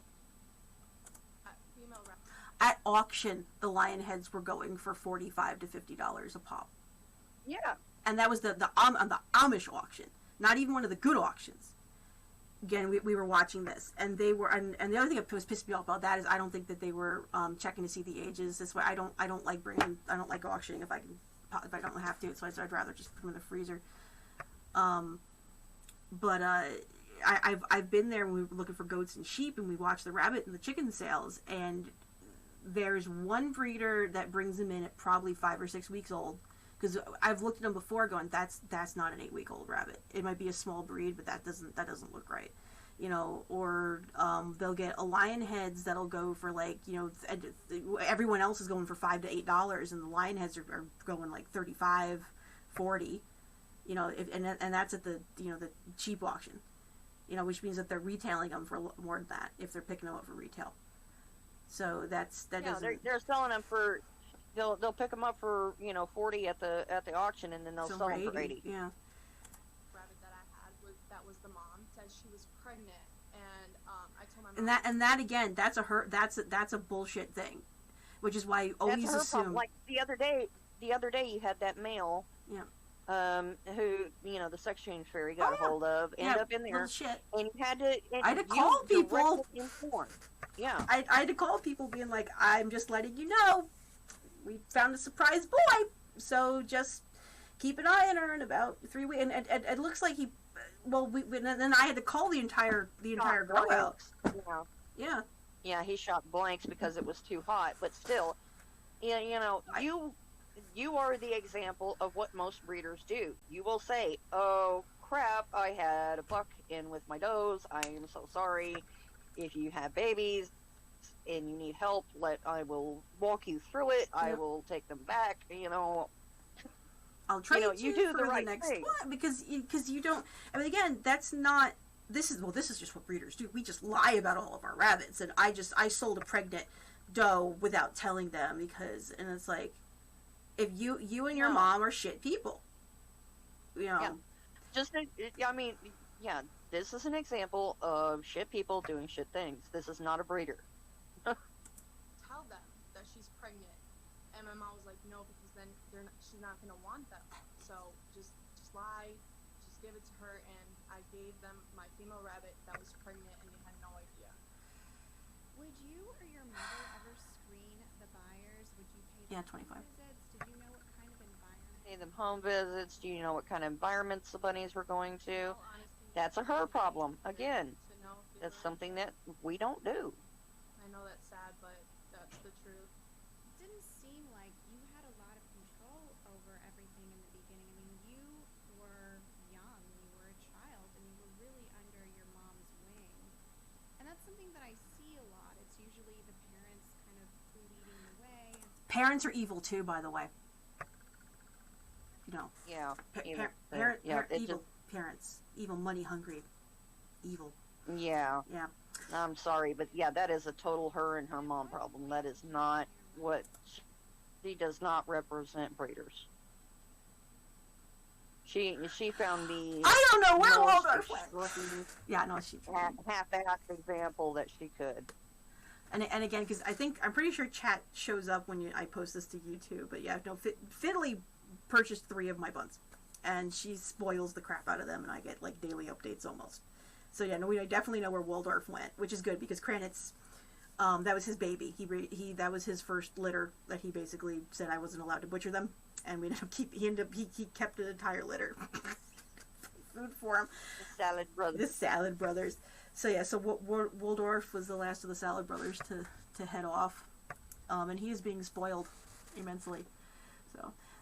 decide to stop. What was ultimately the last straw? It happened when it was one of the last litters. My mom decided to give my cousin a baby bunny, and I started crying because I already knew that Pause. they weren't gonna. If you're crying and you know something is going to screw up, that's a you problem. Again, if you get a bad gut feeling and you don't want to give that rabbit away, you should not give that rabbit away. No. I mean, that's common sense. That is pure common sense.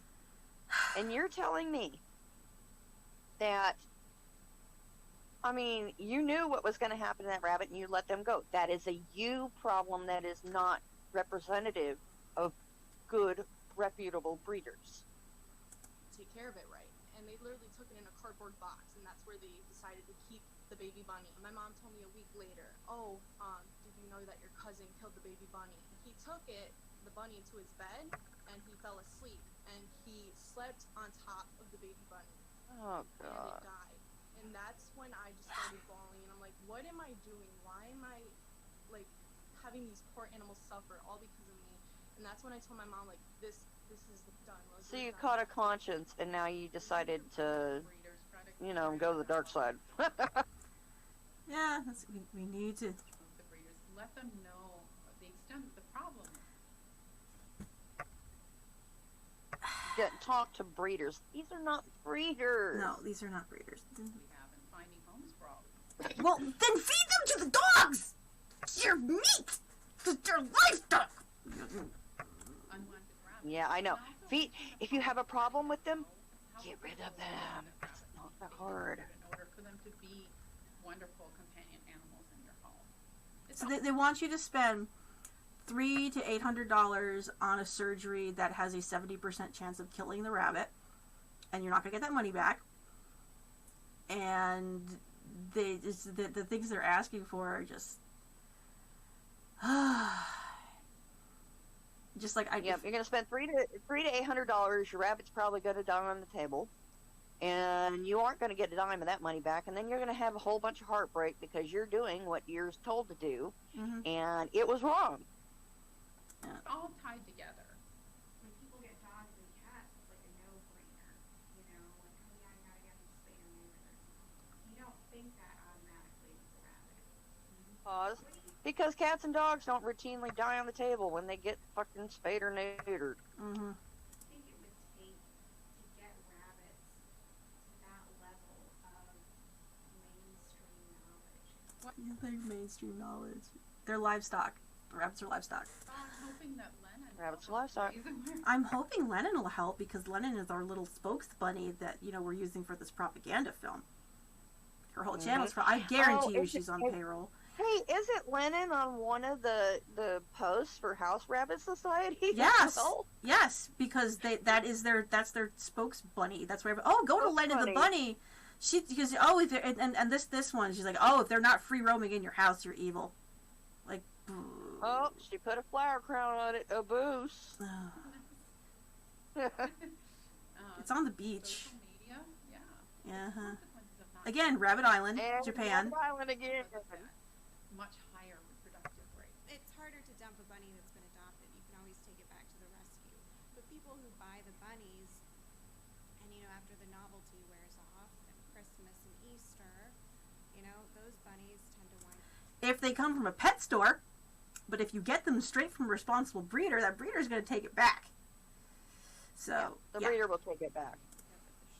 What happens with the rescue groups, the rabbit rescue groups, is they are really good at educating and screening the adopters. And so are responsible breeders. Yeah.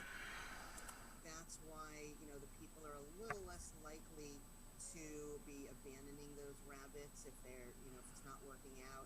They're a little bit more likely to know that, hey, when they adopt this rabbit, it's a lifelong commitment. And if they're not ready for that, then the rescue group isn't going to give them the bunny. And the rabbits... And neither is a responsible breeder. Yeah. Going to be healthier. I love this. It's going to be healthier.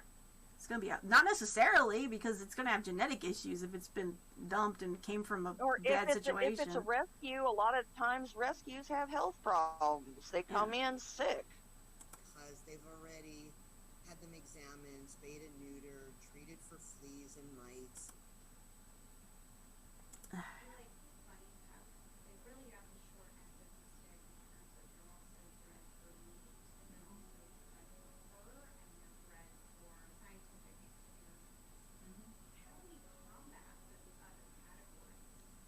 How do we combat those other categories? You don't. Here we go.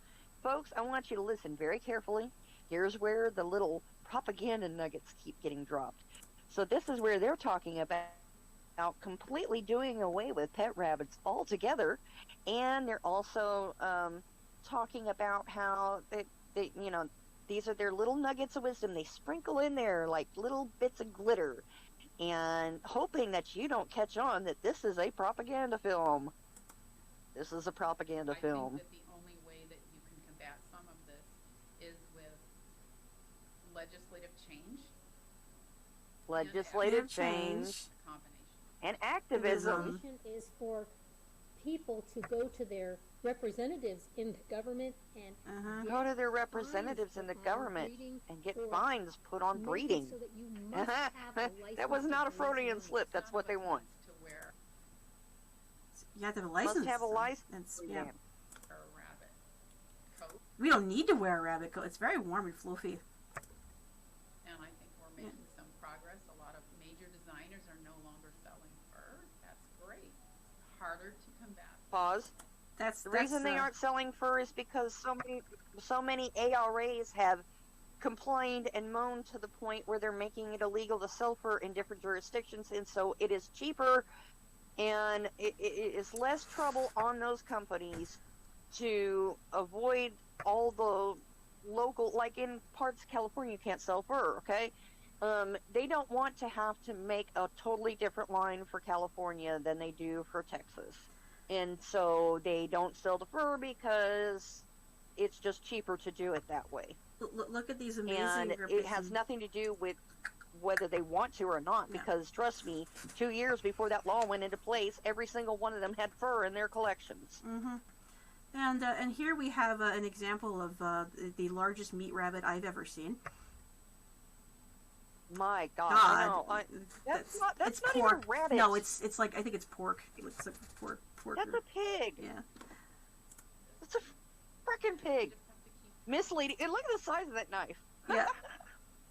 We're finding out that for all sorts of reasons, it's better that humans not eat as much meat. That's not really true either. Pause. There's the vegan nugget. That's There's not the true. vegan propaganda nugget. Yeah, there's another propaganda nugget.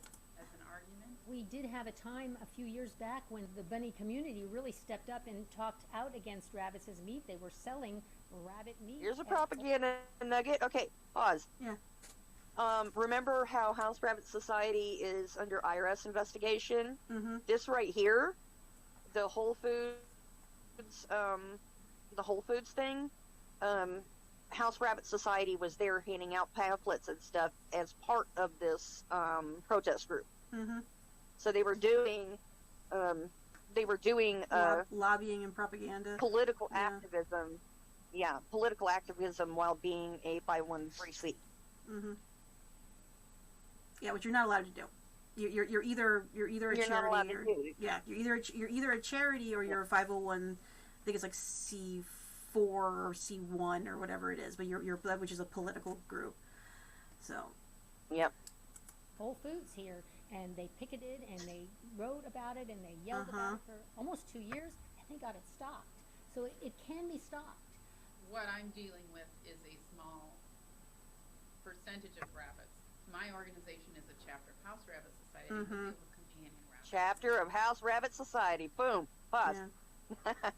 Every single source in this thing is House Rabbit Society. Yeah. And people don't believe that they infiltrate everything. Educate people on their care and try to save as many as possible of the rabbits that are abandoned in an animal shelters. There are organizations that are making some strides in stopping, for example, laboratory experiments. There's a branch of the Humane Society of the United States that works. Humane Society of the United States, which is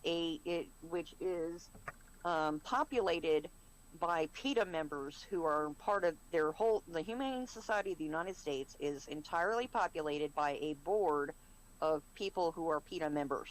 Mm-hmm. And so they're an animal rights organization wing of PETA. Creating laboratory substitutes so that there's no need for Laboratory substitutes that do not work and do not work in vivo. rabbits to find cures for human diseases. That we're so different. Why do you think rabbits are relinquished? so Just often? because we're different species doesn't mean we don't have the same Because they're body fragile systems. Animals that require expensive health care. Well, didn't we discuss that whole expensive healthcare thing? Is 99.99% of rabbit treatments are over the counter. And if you know what you're looking for, if you know what you're looking for, you can treat it at home real easily. You don't actually need to go. In fact, if anything, take him to the vet. Vet's going to overload him on because most vets are not trained exotics, and they are going to overload them on something that they would give a dog or a cat or what they think might work that is going to damage the rabbit or make it worse. Or completely ruin their guts. Yeah. You know, like antibiotics. They always overdose antibiotics.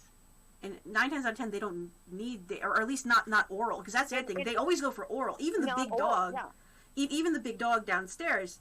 The last couple times we've taken him in, they're like, "Oh, here, amoxicillin or whatever, oral." And I'm like, you know what? I'm not taking him in this time. I'm going to get some Pen G. I got Pen G. You can give a rabbit Pen G as long as it's injectable. Yeah, and so you get oral Pen G. It'll kill their gut. It'll kill their gut. They'll have diarrhea and they'll die. So they were giving him the oral meds. It's the giant schnauzer, and I finally just gave up, going like, you know what? No, I'm just going to give him the straight up. The oral meds had not worked. We had him on 4 or 5 rounds, and all it did was give him diarrhea or give him gut issues. So it barely ever. It's such a big molecule that it doesn't pass through the gut barrier. It doesn't to absorb it. Bypass that. So I started. It's easier to bypass that. I ended up just this go around. I did a 15-day run of there was 1 or 2 cc's Pen G for 15 days every day, and that infection, that nail bed infection that he's had on and off for the past 2 years, that completely cleared up. And I'm went away. I should have just been, because that was my gut feeling to begin with, was I should just be giving him the injections on my own because that's going to work. So. Yeah. Yep, it bypassed that, went through the bloodstream, and was able to get to the damaged tissues and correct that infection that he had going. And I think it's fine. It's finally over because it was just anyway. Yeah. It can be messy if they're not spayed We and neutered. digress. They can be messy if they're not spayed and neutered. They're going to be messy. Period. They're going to be messy, regardless. They're going to chew on crap. They're going to spray.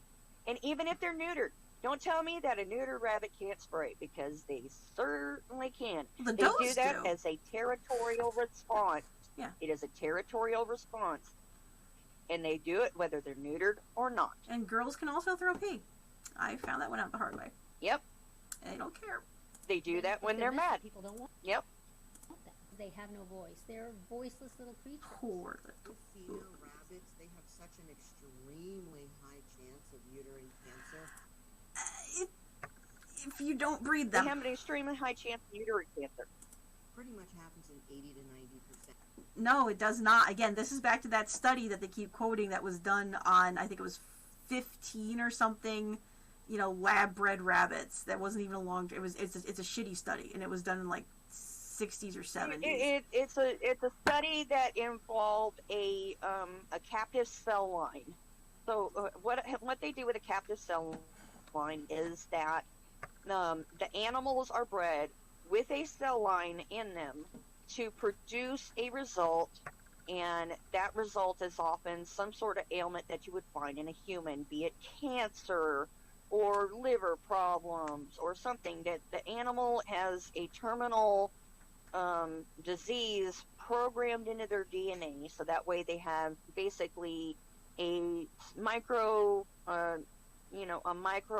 sort of what might happen with their chemical or whatever treatment they're trying to use to see if it'll work. They do it with lab rats and stuff. In fact, there is it was a African American lady's cervical cancer cells that are cloned repeatedly, and they have been implanted into lines of rabbits and lines of rats to help treat and create vaccines for cervical cancer and things of that nature. So, I mean, these rabbits that were in this study were terminal genetics rabbits already.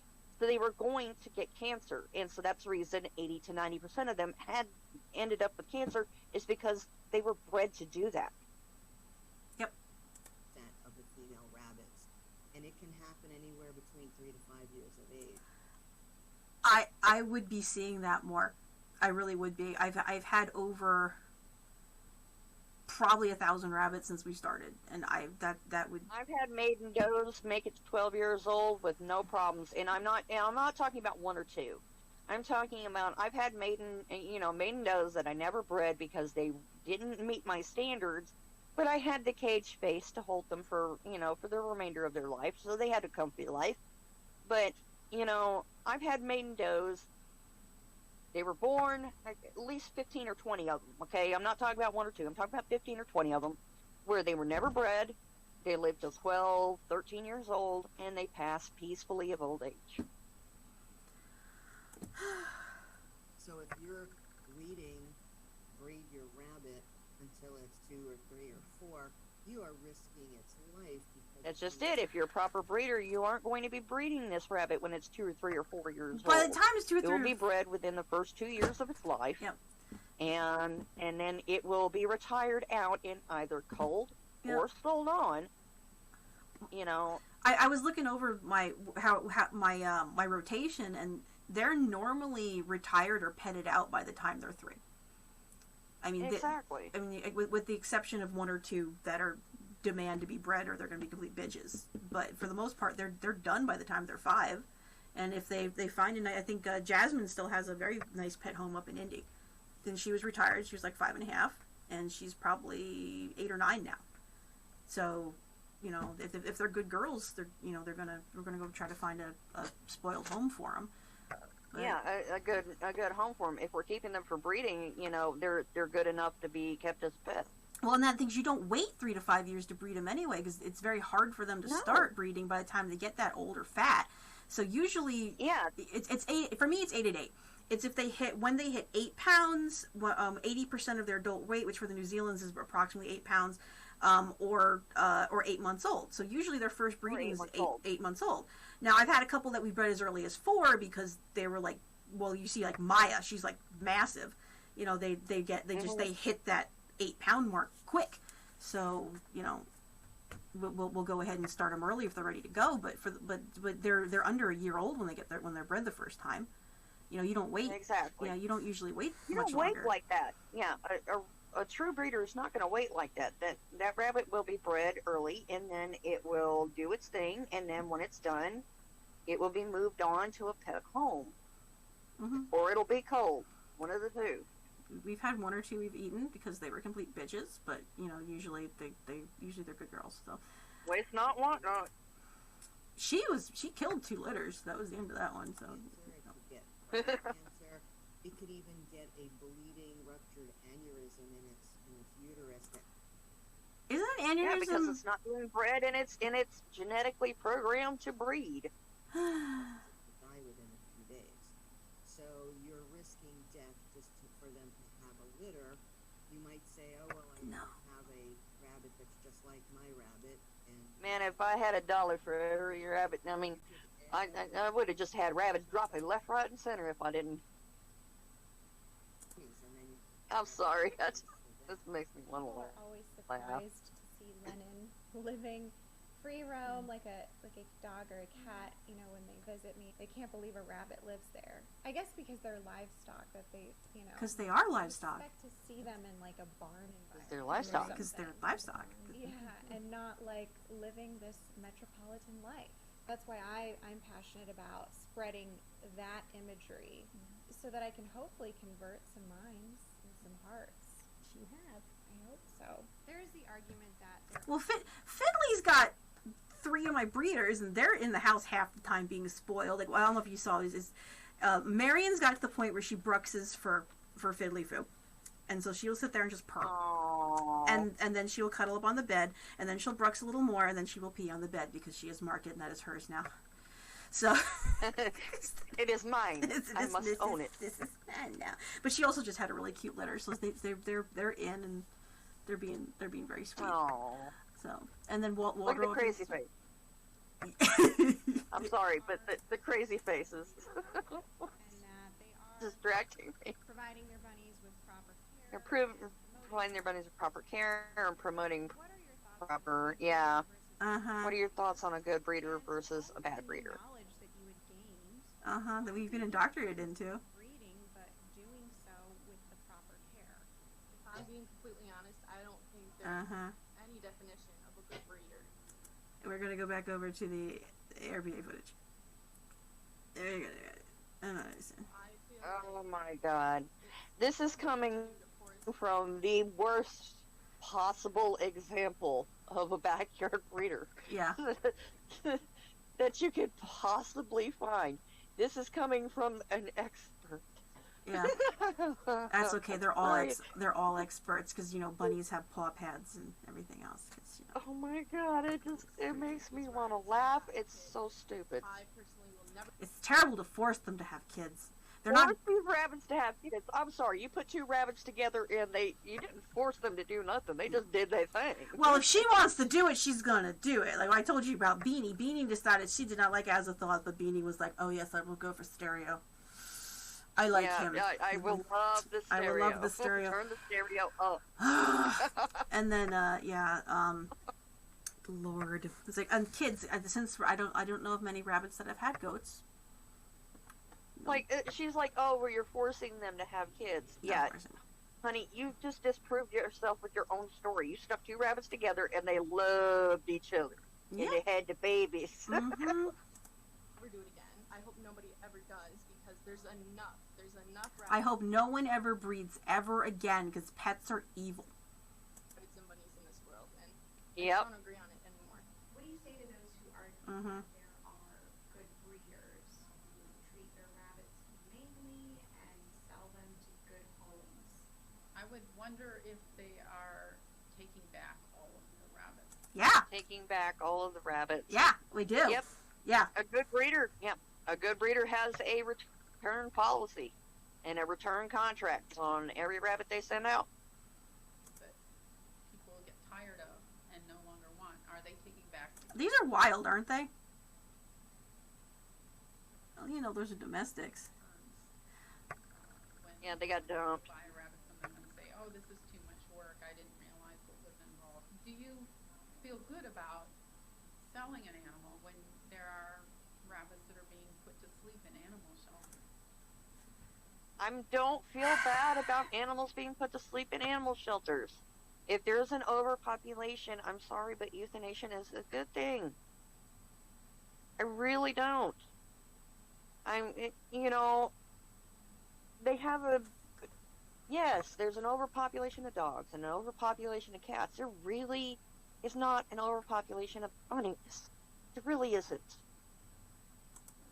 But they're trying to make it seem like there is. Breeding when we have so many that don't have homes. Why create more rabbits when, if you stopped breeding tomorrow, we wouldn't find homes for all of the young ones? Because they're delicious. But anyway. There's just too many rabbits. There's the argument that, well, if everybody just stopped breeding, there would be no more bunnies. Therefore, yes. Stop breeding, there'd be no more bunnies. Therefore, breeders need to exist. What are your thoughts on this? Need to exist. What are your thoughts on this? I think Do they need to exist? But there are good and bad I don't think breeders. so. I think it's a bad idea. See, there's your More other bad propaganda breeders than nugget. good, and it just doesn't make sense to be breeding There's more bad breeders than good breeders. Because Wrong. animals when they're dying in the numbers like 3 million a year. Again. And again, where are you getting citation needed? Yeah, citation needed. Being euthanized. If we're going to have breeders, then they should be and need to be regulated.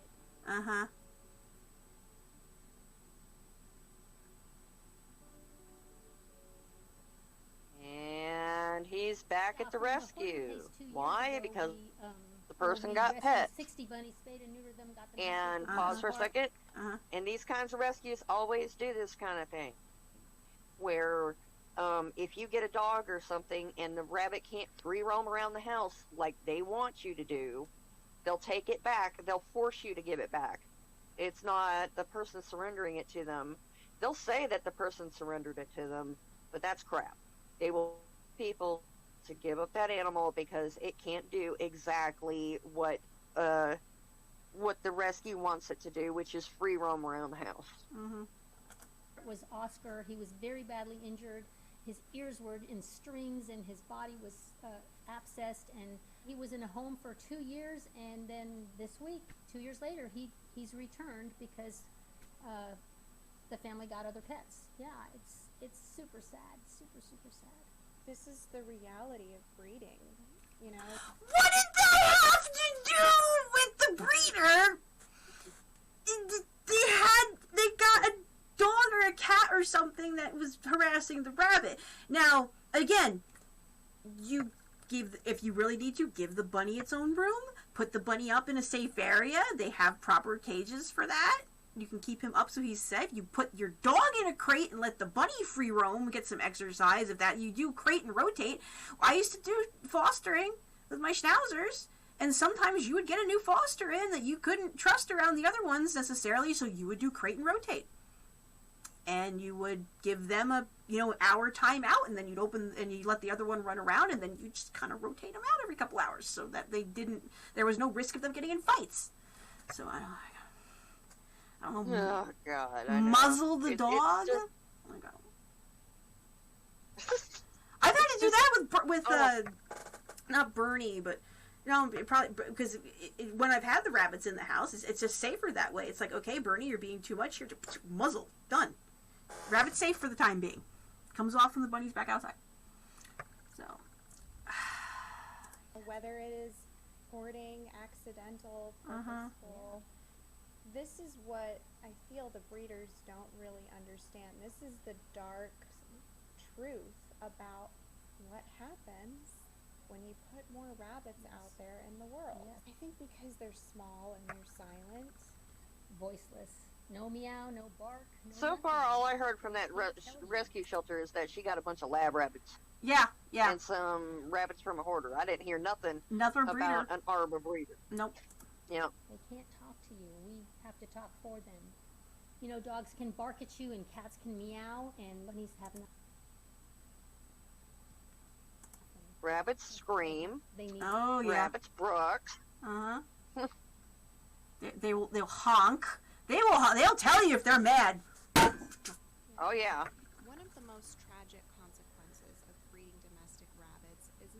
much that these unwanted rabbits may wind up at the shelter or rescues. That is a best-case scenario. In fact, it is that many of them are dumped on the street, in parks, in garbage cans, forced to face starvation, or their brutal death. Oh my God, it is a picture of a hawk hawking. Yeah, they do that. That was a dead rabbit being fed to a hawk while it was hawking. Mm-hmm. But, you know, they also want to let them... By the way, the worst outbreaks of our RHVD2 that have happened in the past couple months have been at rescues. And the worst people that have spread them have been the rescues. Because they're not practicing biosecurity and they're not keeping up with it. You know, they're... and the way that they had the rabbits all loose running around... Yep. They just spread it to each other over and over again, and, you know, you might get one that survives it, but it didn't get a big enough dose of the virus, and so it just goes back, and it spreads it back, and they just feed back and forth, whereas in a cage situation, you can stop it. You can practice proper, you know, biosecurity, and you can stop that whole process. Inflate them with wild rabbits, but domestic rabbits cannot survive in the wild. Nope, they can't. Depend on humans. And as one who has gone on many rescue missions, I can confirm how often this happens. Rabbits are not toys, commodities. They're not Easter gifts. They're not disposable. They're smart, loving animals with real feelings, each with unique personalities. Pause. There was another little propaganda nugget in there that they snuck in there just to sort of hide it. But rabbits are not commodities. In other words, they're not meat and fur. The truth is that very few rabbits get lucky. The night I brought Lennon home, she got lucky. But then there are the rabbits, like Oscar, that never find home. Oh, let's get some money for the rescues with this sob story.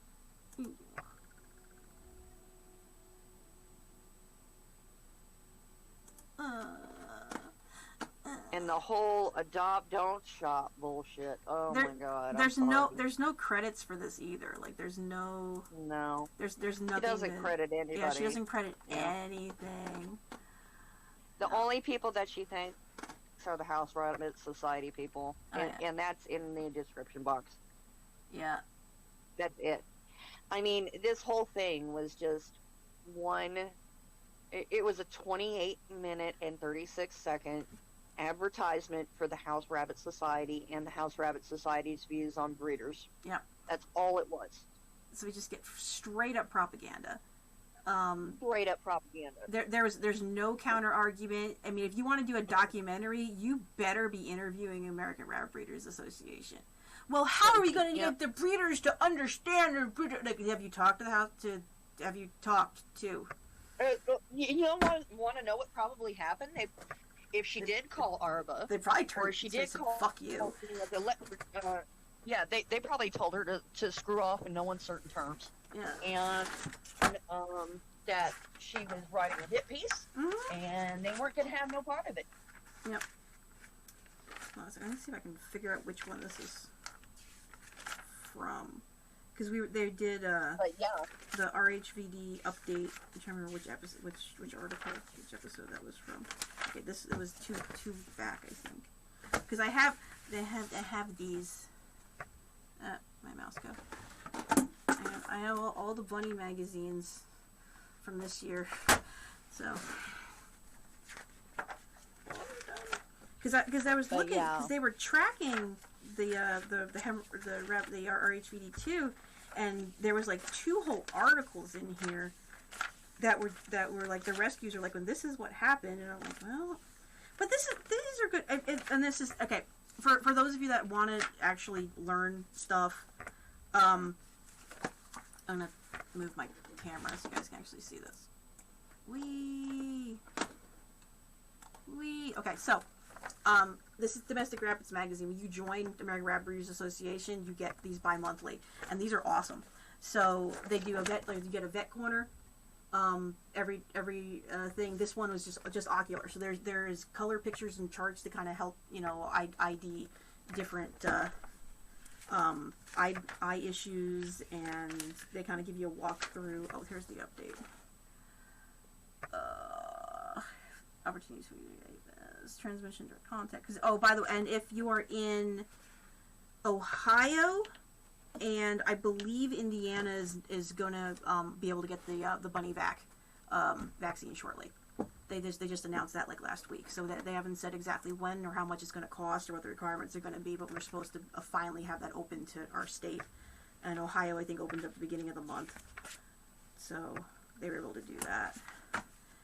So we can they get got it. the vaccine rolling out now. Yeah, so they've had a vaccine, but it was only under emergency directives in order to import it, and they were doing it by outbreak states. And because they just had that issue up in Minnesota, and they don't know where exactly it came from. Although the assumption is that the Midwest hasn't been that bad, but I know that California and the whole West Coast been hit really hard. Well, I don't know if I showed you, but there was that death transport where this woman who was refusing to quarantine or doing anything, and I'd have to go pull up to see exactly who it was, but if you look at her transport and then you look at where the new outbreaks were, it is exactly along her transport route. And so we think she single-handedly spread it to like eight states. So yeah, that was not cool. And then the one that was just in Minnesota was actually a veterinarian whose 2 house rabbits died of it. And they're like, well, we don't know what the vector is. And so the only thing that a lot of us were brainstorming could think is that either fresh vegetables that might have been carrying it from out west, because a lot of these people, they feed fresh veg. Yeah. And you can't just wash this stuff off, you know, or well, the other thing is that wild rabbits will go into the field, because in California is a huge producer of a lot of the produce for America. And especially so this time of year. You get wild rabbits that run out into the field, and they're nibbling on the plants, and there's, you know, this whole organic produce thing now has become a thing, and so they aren't killing off the pests in the fields like they used to, and so it's spreading. Yeah. You know, the wild rabbits get it onto the produce. The produce goes to the house funds, and then the house funds spread it through the rest. Yep.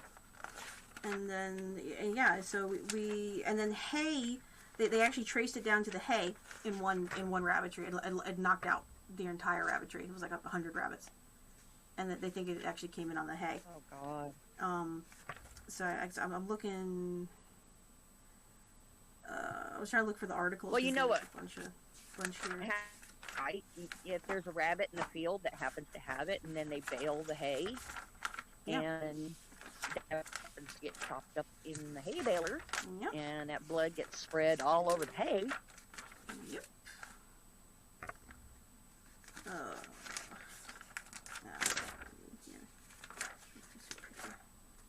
Yeah, here. Okay, so this was from the March-April edition. This is for the March-April outbreak map, and they did a case-by-case study.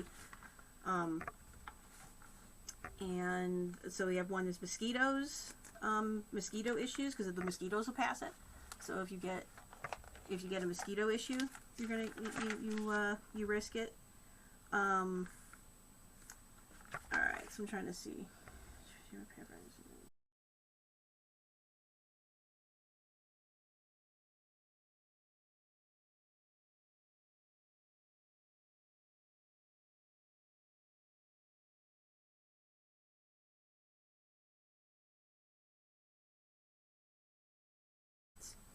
So, and that's just because again, it's colony.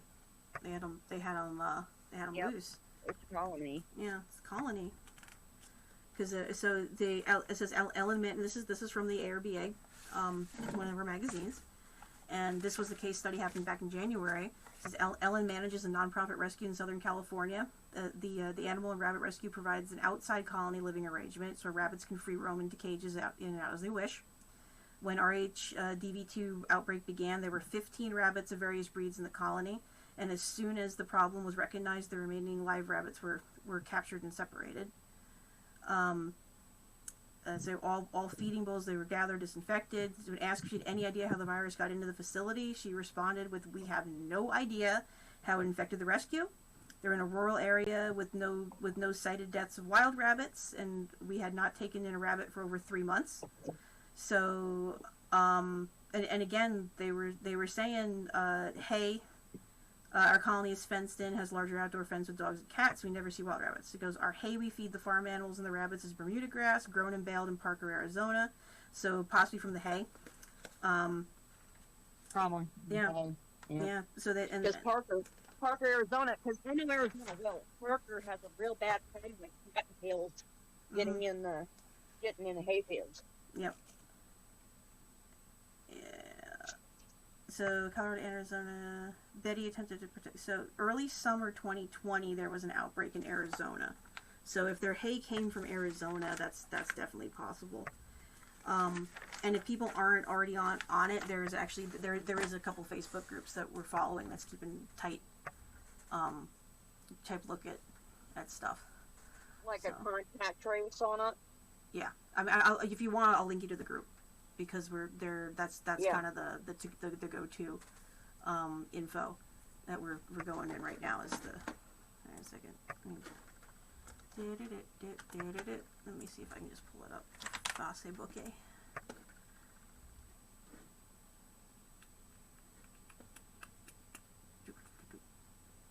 Cranence is going to be okay, buddy. Yeah, it'll be alright. I went through my own stuff here recently. Well, I might just go check the bunnies. I had to sell my house and everything else. Yeah. I might... Okay, North American group. Yeah, this is the one I'm in. So here, I'll send you the... I'm going to put this in the chat real quick. So if you guys aren't...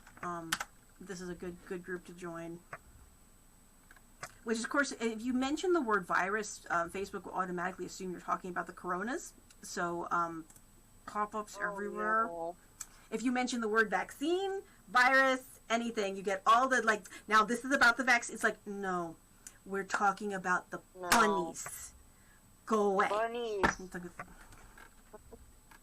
Wrong virus, people. So MedGene Labs receives emergency use authorization for RHDV2 vaccine. So, and then, let me see. That is for, was that Utah or Ohio? I know Ohio, I think, just was able to get it. The only problem I have, what I'm afraid is going to happen, is they're going to require a vet visit instead of just letting us get, like, vials. Because if they're going to require a vet visit, the vets are always like, oh yeah, it'll be $50 a rabbit plus the cost of the vaccine, which is not going to be cheap. Yeah. And I'm like, I don't have $2,000, $3,000 to get them all done. I just don't. Yeah. So, To vaccinate the whole herd. You know, which it would be nice if they did, like, apparently Mexico, did you know Mexico pushed like a free-for-all? They vaccinated something like 300,000 rabbits for free just to control it. Really? Yeah. Public health in Mexico. Bunnies, Tijuana. Yeah, exactly.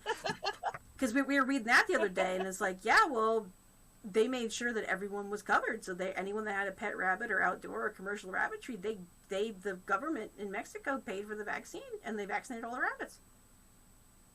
That'd be funny. Just thinking, being like, what are all these rabbits for? And I'm like, I'm taking them to the slaughterhouse in Mexico. So as of October 10th, vaccinating pregnant and nursing does, there's a full study on the safety of nursing and pregnant does has not yet been completed. They've done more study on the rabbit vaccine for the rabbit safety than they've done on the COVID vaccines. Just saying. I know. Yeah. Isn't that sad? It is.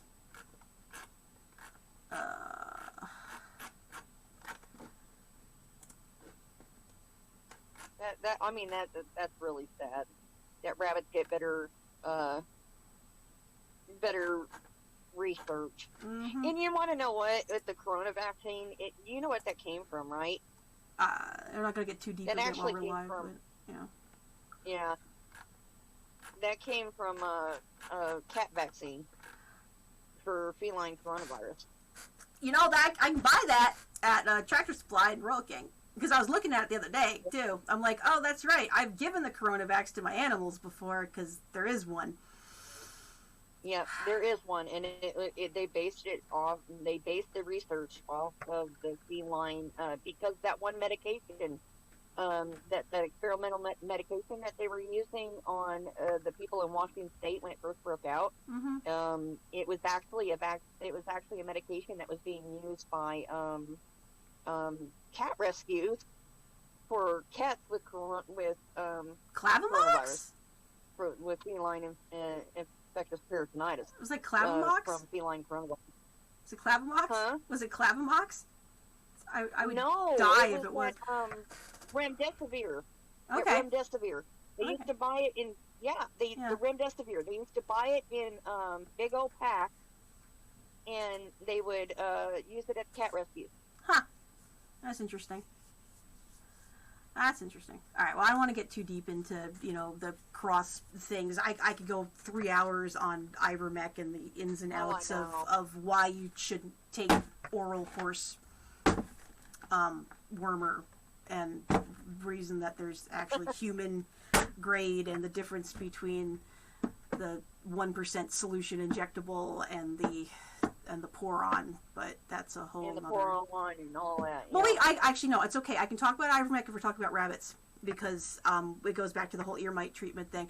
And then also, I really need to get April in here, because she's not understanding. She's trying to treat a rabbit for EC, but someone told her ivermectin, and I keep telling her it's not ivermectin, it's it's Safeguards, the Fensor ball. It's the other one, the Penacure. Yeah, I'm like, don't...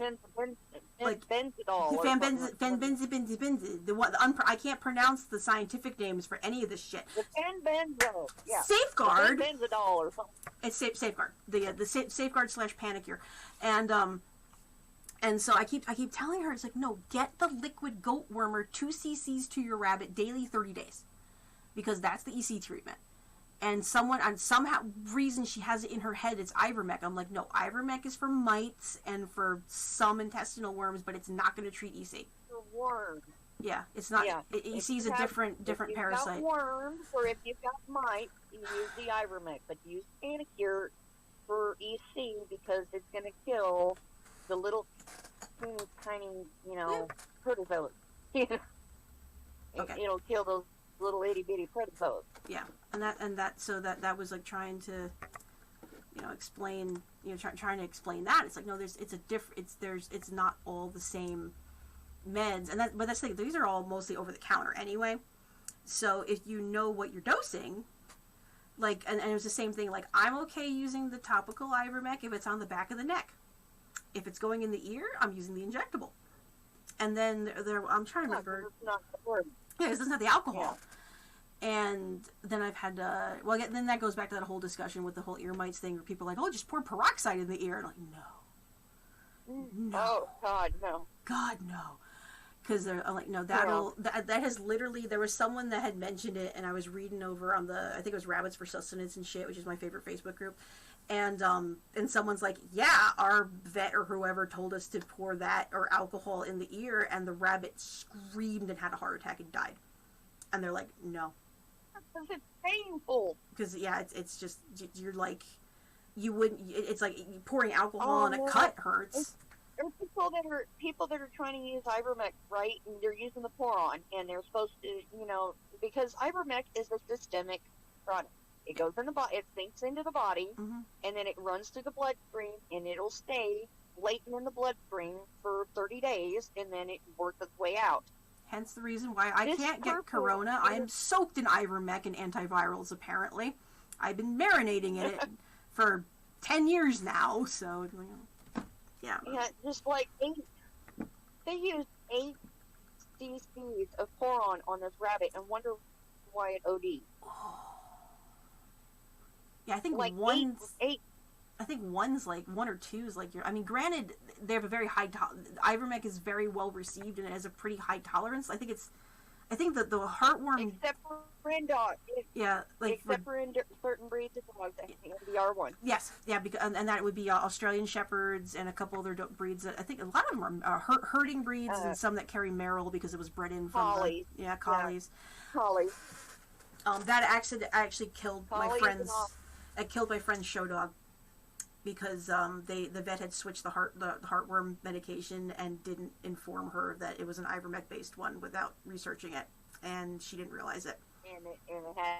And it Yeah, we went to had the MDR1. Caesar's dead. It was awful. I feel so bad for her. It was a beautiful, beautiful Aussie. And that's just it. A lot of vets were not even 10 years ago. A lot of vets were not aware about the MDR1 gene. Yeah. And so they were wondering why these dogs were not tolerating his medications. But yeah, ivermectin in rabbits is extremely well tolerated, and they can take a high dose. But 8 full cc's of boron that they allowed to absorb into this rabbit system. Well, I mean, that's this rabbit just 800% the dose, roughly. Which is the dosage for the heartworm treatment for the dogs. That's why they scream so bad, because they're pumping like it's like 12 or 15 cc's into their back to kill for the heart. That's why you can't move them for a month, because the worms break down inside the heart and you have to keep it calm. Because I've had to do the heartworm treatments with the couple of shelter dogs coming through. We were the interim foster home for their recovery. But yeah, but even then, even at that doses, it's not the ivermectin that will kill them. It's if they get a blood clot, if they get a clot from the worms dying. So it's from the worms dying. Yeah. But yeah, it's actually, and that's just it. I mean,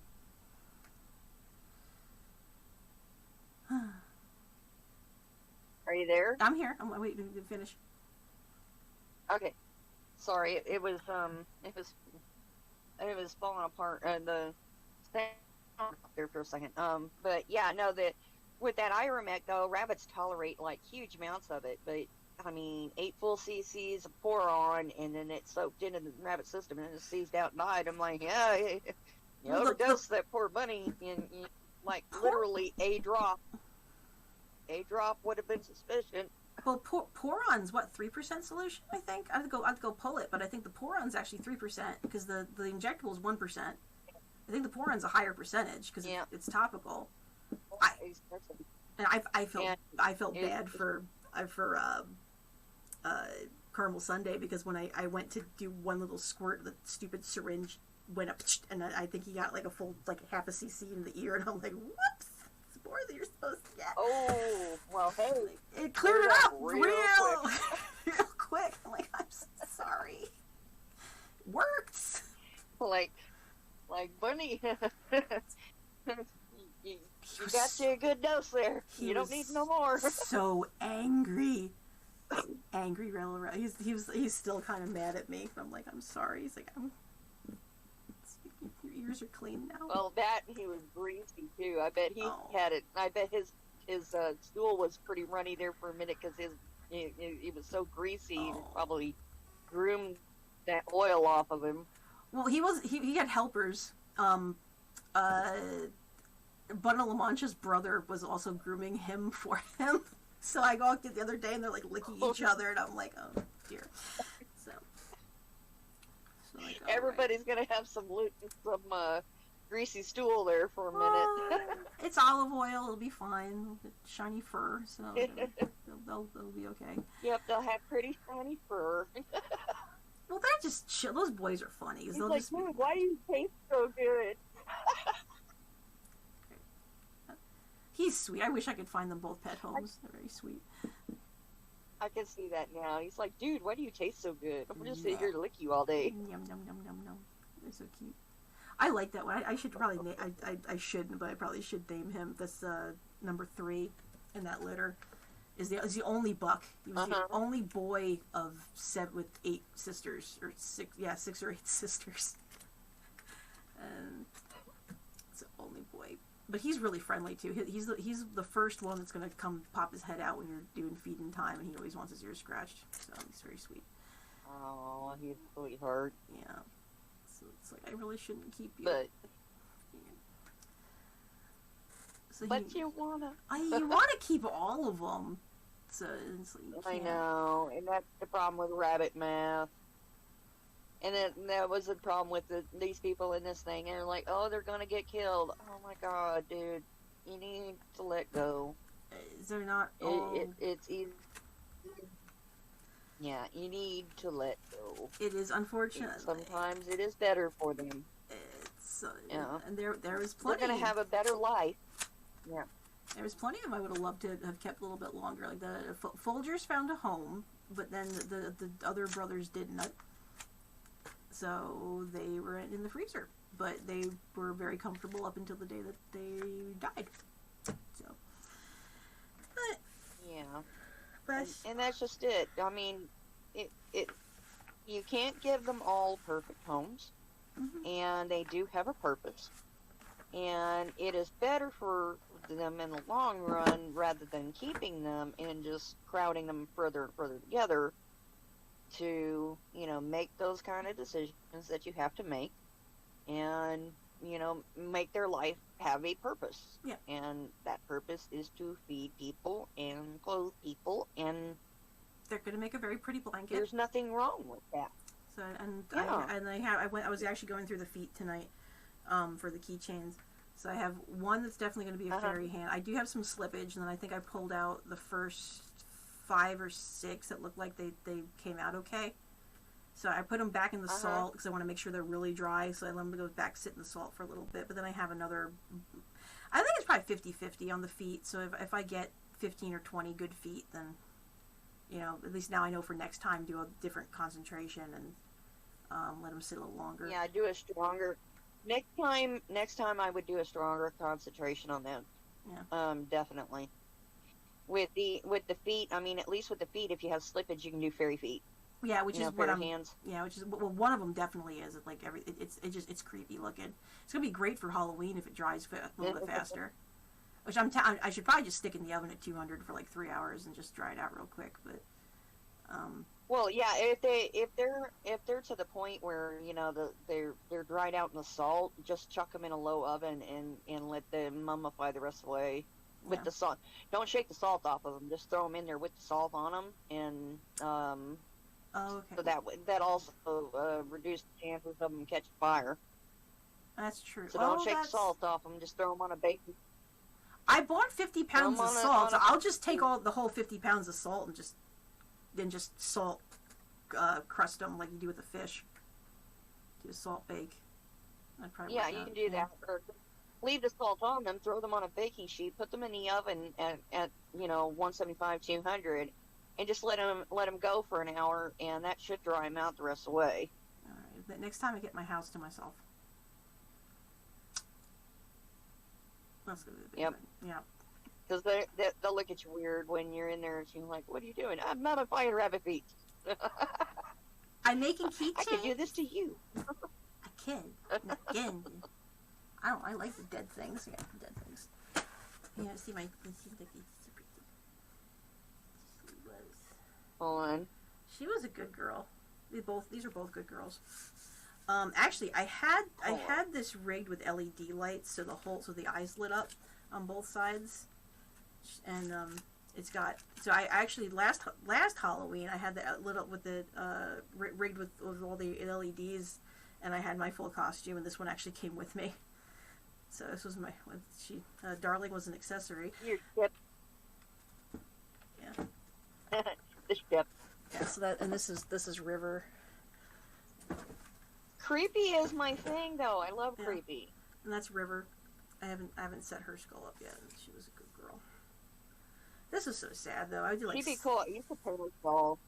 I did like. Paint her skull. She'd be cool. I want to. I also want to see how if those rabbit skulls are clean, because I wanted to pull them all out and paint all. Because I had a ton of those. But yeah. So this was. I did like CPR. I tried to save her. I really did. But we had gotten hit with a really wet summer a couple summers ago, and the barber pole worm was bad, and they got hit with barber pole, and they just went to like anemic bottle jaw like overnight, and we just lost. We lost like I'm a very big sheep herd, but so good. So fiddly too. I would recommend going to an antique store and finding an antique meat grinder. And getting it cleaned up and using that one, because there is nothing that beats those old-fashioned hand crank meat grinders that you crank onto the side of the counter. stick them on the side of the counter, and then use those. They will chew up anything. Bedford's got a ton of those. And those are the best. Oh, how far are you from like Scottsburg, Indiana? I think she might be coming from further north. Because we're thinking about going out to the antique mall again this weekend. I'm pretty sure I saw some of those there. It's like an hour and a half drive. Those are the absolute best. Even for they're solid iron. They're made out of solid iron, so as long as the bones are fresh and they're flexible, they're still wet and fresh instead of dried, they should crush up just fine in that meat grinder.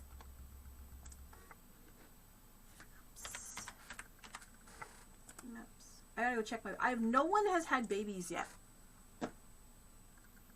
No beans? No beans. They're all being very stubborn. I'm convinced that Tia Beanie is pregnant because she just looks way too uncomfortable not to be. But no beans yet. It didn't look like Maya was. I'm not sure if she is. If she does, she has a slim. If she's pregnant, it's a very small litter. It's an invisible litter. It's very small. I don't see her belly showing no babies. No, and but I don't know. It was still that they were bred beginning of September roughly, and it was still hot. So we'll see. I mean, the Bucks were willing. I just don't know if they had any. We'll see. Yeah, we'll see who took. Rita was digging when last time I went out there. Maya's got that Dolly Parton do that going on, That's Fred's daughter. She's like 6 or 7 months old, I think. Yeah, maybe. Yeah, she got that 8 maybe. Dewlap going on. But even for an 8-month-old, even for 8, that's a huge. But some of my older breeder does don't even have that much dewlap. She's just. I don't think she's fat either. I mean, she looks like she's in pretty good condition. She's not like heavy.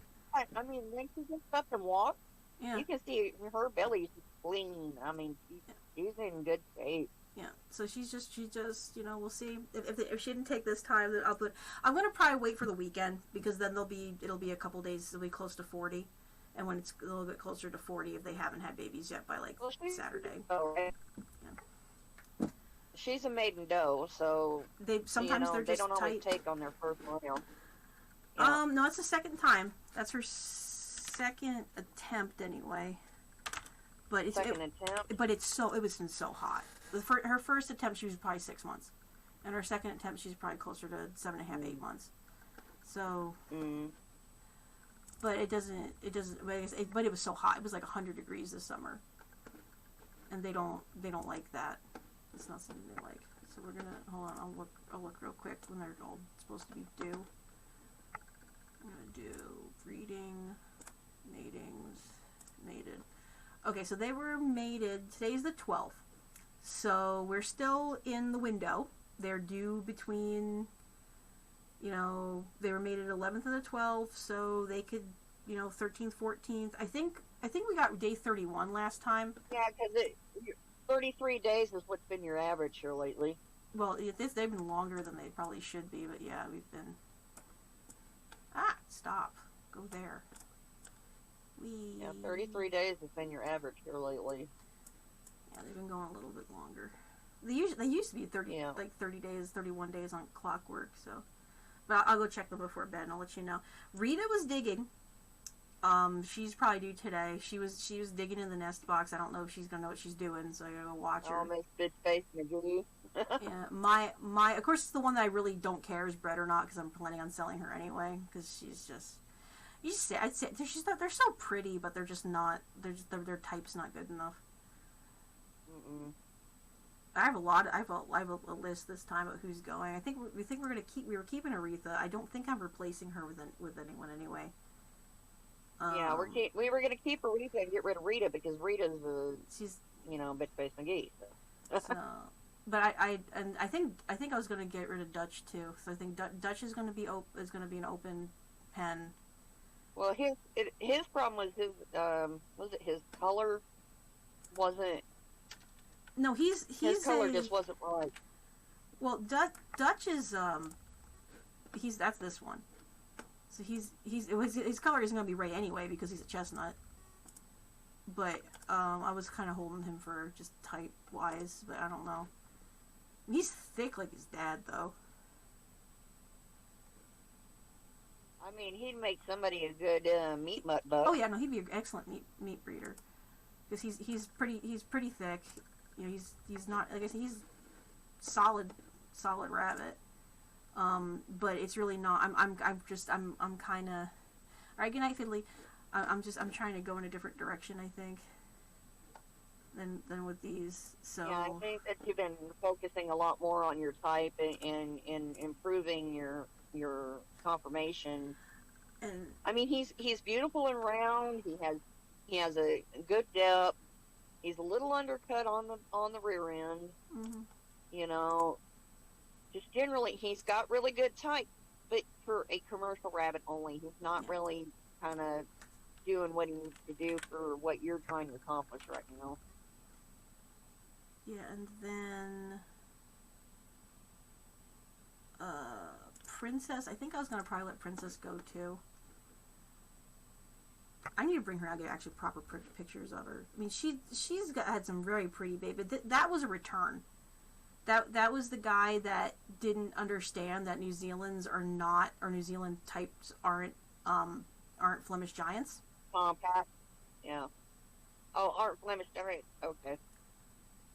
He was expecting her, and I think she's at the time last time she weighed 8 pounds 13 ounces at, well, let's see, how old was she? So she was born 11. So that was like 6 months, and she's probably 8.5, 9 now. But she's a Harlequin mix. So that's actually Marion's her mom, who Fiddly has Marion now, and Oreo is her dad. And that was just kind of a experimental breeding, and he took them for meat breeders, her and Aretha, and he's like, they're too small. And I'm like, well, okay, well, because I was thinking he's going, they're too small, they're going to be like 6 pounds or something at like 4 months or whatever. He returned them 4 or 5 months old. And I'm like, all right, and they were like 8 pounds at like 5-6 months, and I'm like, that's a decent size for what they are. And his thing, and they were solid too. They were like very solid, and he's just like, their ears are too short, and they don't have their bone structure's too fine. And I'm like, New Zealand's breed standard and Harlequin. Yeah, they're not Flemish threads. They're going to be giant, thick bone rabbits. They're not supposed to. Fine bone commercial rabbits. Yeah, they're not supposed. They're supposed to be meaty. They're supposed to be solid, but they're not supposed to have. They're not supposed to have thick. They're not supposed to be that type of bone structure, because that your weight goes into the bone, not the meat. So I don't know. Let's see. I should probably go check in on him shortly, because I traded out 2 of the purebred New Zealands for them, because I'm like, okay, well, these are purebreds, if that's what you. Yeah. Like. But I'm like, fine. I'm like, all right, fine. If that doesn't work out, just bring them back. I'll take them back with you. I'm like, we'll try this, because I'm not doing it a third time. I'm like, that's. Yep, because like according to the propaganda film we just watched, breeders never take back their rabbits. He won't be. Well, the thing is, he won't be getting any more rabbits off me a third. I will, if he really wants me to. I will pay. I will buy them back if I have to. But but he's not going to be getting any more, because he doesn't understand what he's doing. So if he doesn't understand what he's looking for. Yeah, and then we have like you get past the point with rabbits where you're going beyond the commercial aspect. Mm-hmm. And you're approaching, a waste of your meat and expense for skin and bone. I think Masato's up, depending if she has kits or not. Because, I mean, I read her to T-Pain. It'd be nice if there was little solid black babies, but I don't know. I know. It wouldn't that be nice if you just threw us a whole parcel of black kittens? It would be really nice if they were actually black. But remember, we were thinking that she's actually ES non-extension, because apparently ES non-extension, because it could either be double steel will present black, or ES non-extension will present black. So which means if she's good enough type, technically she's a red. And Eddie's white, by the way, too. Yeah. I forgot about that. He carries white. So she would He carries white. He carries white. He's full color and white. So I could actually breed him. Oh, dang. I could technically breed him into the magpie line without having to worry about it. So I was thinking about that, going, no, Eddie would be a really good choice to breed those 2 magpies too, because he's got the depth. Who is Eddie bred to this round? Eddie is bred to Is he- Oscar, Princess Diana, Maya, and I think those are his. Yeah, so Maya, Princess Diana, Oscar. These are Eddie's. So Oscar's a red. And she's just like Ritz. She doesn't. There shall be no hay in her bucket. Every time I've tried to give her some, she has dug it out and been like, no. Clean. No. Clean bucket. So I gotta go check on her and make sure she knows. Clean. It must be clean. Must be clean.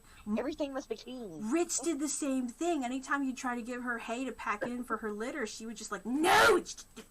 And she wouldn't sit in the bucket either. She would sit next to the bucket, but there shall be no hay in my bucket. No hay. Until she's ready to have the babies, and then she'd build a nest. But otherwise, no. There shall be nothing in my bucket. My bucket must be perfect, because, they can't stand sitting on the wire. Oh, man. I had a doe like that. Her name was, she was one of my dwarf photos. And, what was her name? Patsy Klein.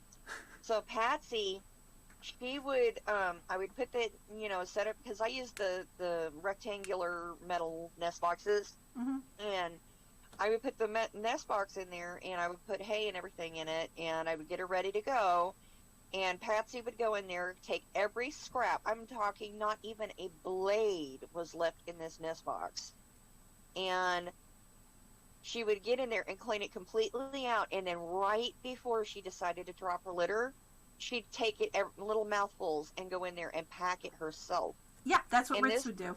Dang doe would make a perfectly circular nest, like almost like she had braided the hay, and it would be a perfectly circular nest, and then she would have the perfect amount of fur in the middle of it. I'm like, oh my God, you're OCD for a rabbit. Sometimes that happens. I'm a little concerned. I think they're also like mad at me because I couldn't get any soft hay. Like I went to Standish because I don't have my damn truck, so I couldn't get usually I get 5 or 6 bales, and kind of pick and choose. So they bring me out the one bale we could shove in the trunk of Kranz's car. He has a Hyundai. It's a sedan, so we had to put the hay in the trunk, and it's like first cut alfalfa or something. It's like super stemmy, and I'm like, oh, the sheep are gonna love this, but the rabbits are gonna be pissed. So they're not happy with me right now because I don't have anything else, and I might get my truck back tomorrow. If I do, and I talked to Lee. So I'm like, any chance you could maybe run me over some hay? And he threw his damn back out. So I'm like, don't worry about it. We will make do. I don't want you hurting yourself. So. Yeah, I was trying to get. I've got a box of second cut and a box of first cut, and was gonna send it to you, and I'm like, oh, and I think I've got some third cut for you too. But I went to go get the paper, and I forgot the brown paper to wrap it up at Walmart. I had walked out, and I'm like, damn. And then I've had to work the last 2 days, so I haven't had a chance to go get the wrapping paper to get it shipped. And I'm like, dang it. That's okay. So I'm probably tomorrow, I'm probably going to go grab the wrapping paper so that way I can wrap up that hay and get it shipped tomorrow. So that way you can have some. Oh, they're so mad at me right now. The sheep aren't. The sheep are like, yay, alfalfa. But the sheep are gonna love that first cut because it's just chock full of seed heads. Oh, let me tell you. Oh well, they're not getting it till they get sheared then, because I really didn't want to give them any of the hay. So I don't have a wreath. This is all Timothy. Mm-hmm. It's all Timothy, so it's still it's still really soft, but yeah, it's chock full of seed heads, and I'm like, oh man, the sheep are gonna go crazy for that first cut. So I don't have updated pictures of Aretha on my software yet, but look, I have baby pictures of Aretha. Oh my god, she's so cute. Look at the little nerfer. Adorable. So. Oh, the cheekies. You just want to grab the little cheekies and stick them. She's so adorable. They're all cute. I love that. That was another Marion baby. Yeah, it's a Marion baby. Oh, she looked like she's about to get pissed off and popcorn. Boop. They're so cute when they're little, though. So cute when they're babies. Who else do Those little red chunkers. Oh my god, I wanted to snuggle them so bad. I think I'm gonna keep that entire litter. I'm looking at all of them, going, you guys are adorable. These guys are so cute. Yeah, so cute. Yeah, those red chonkers from your most recent litter. Oh my god, I freaking love them. They are so cute. We have pictures of them somewhere. But yeah, I should probably wrap this up. Because we're getting late. Yep. Yeah, I'll go ahead and post this. Yeah, my husband's fixing me. Yeah. So. I'm gonna go ahead and post this up on my YouTube as soon as it processes, so that'll be up, available for rewatch later. But yeah, so as far as a play-by-play of the propaganda film. But yeah. Of the propaganda film, the thinly disguised propaganda film. So stupid.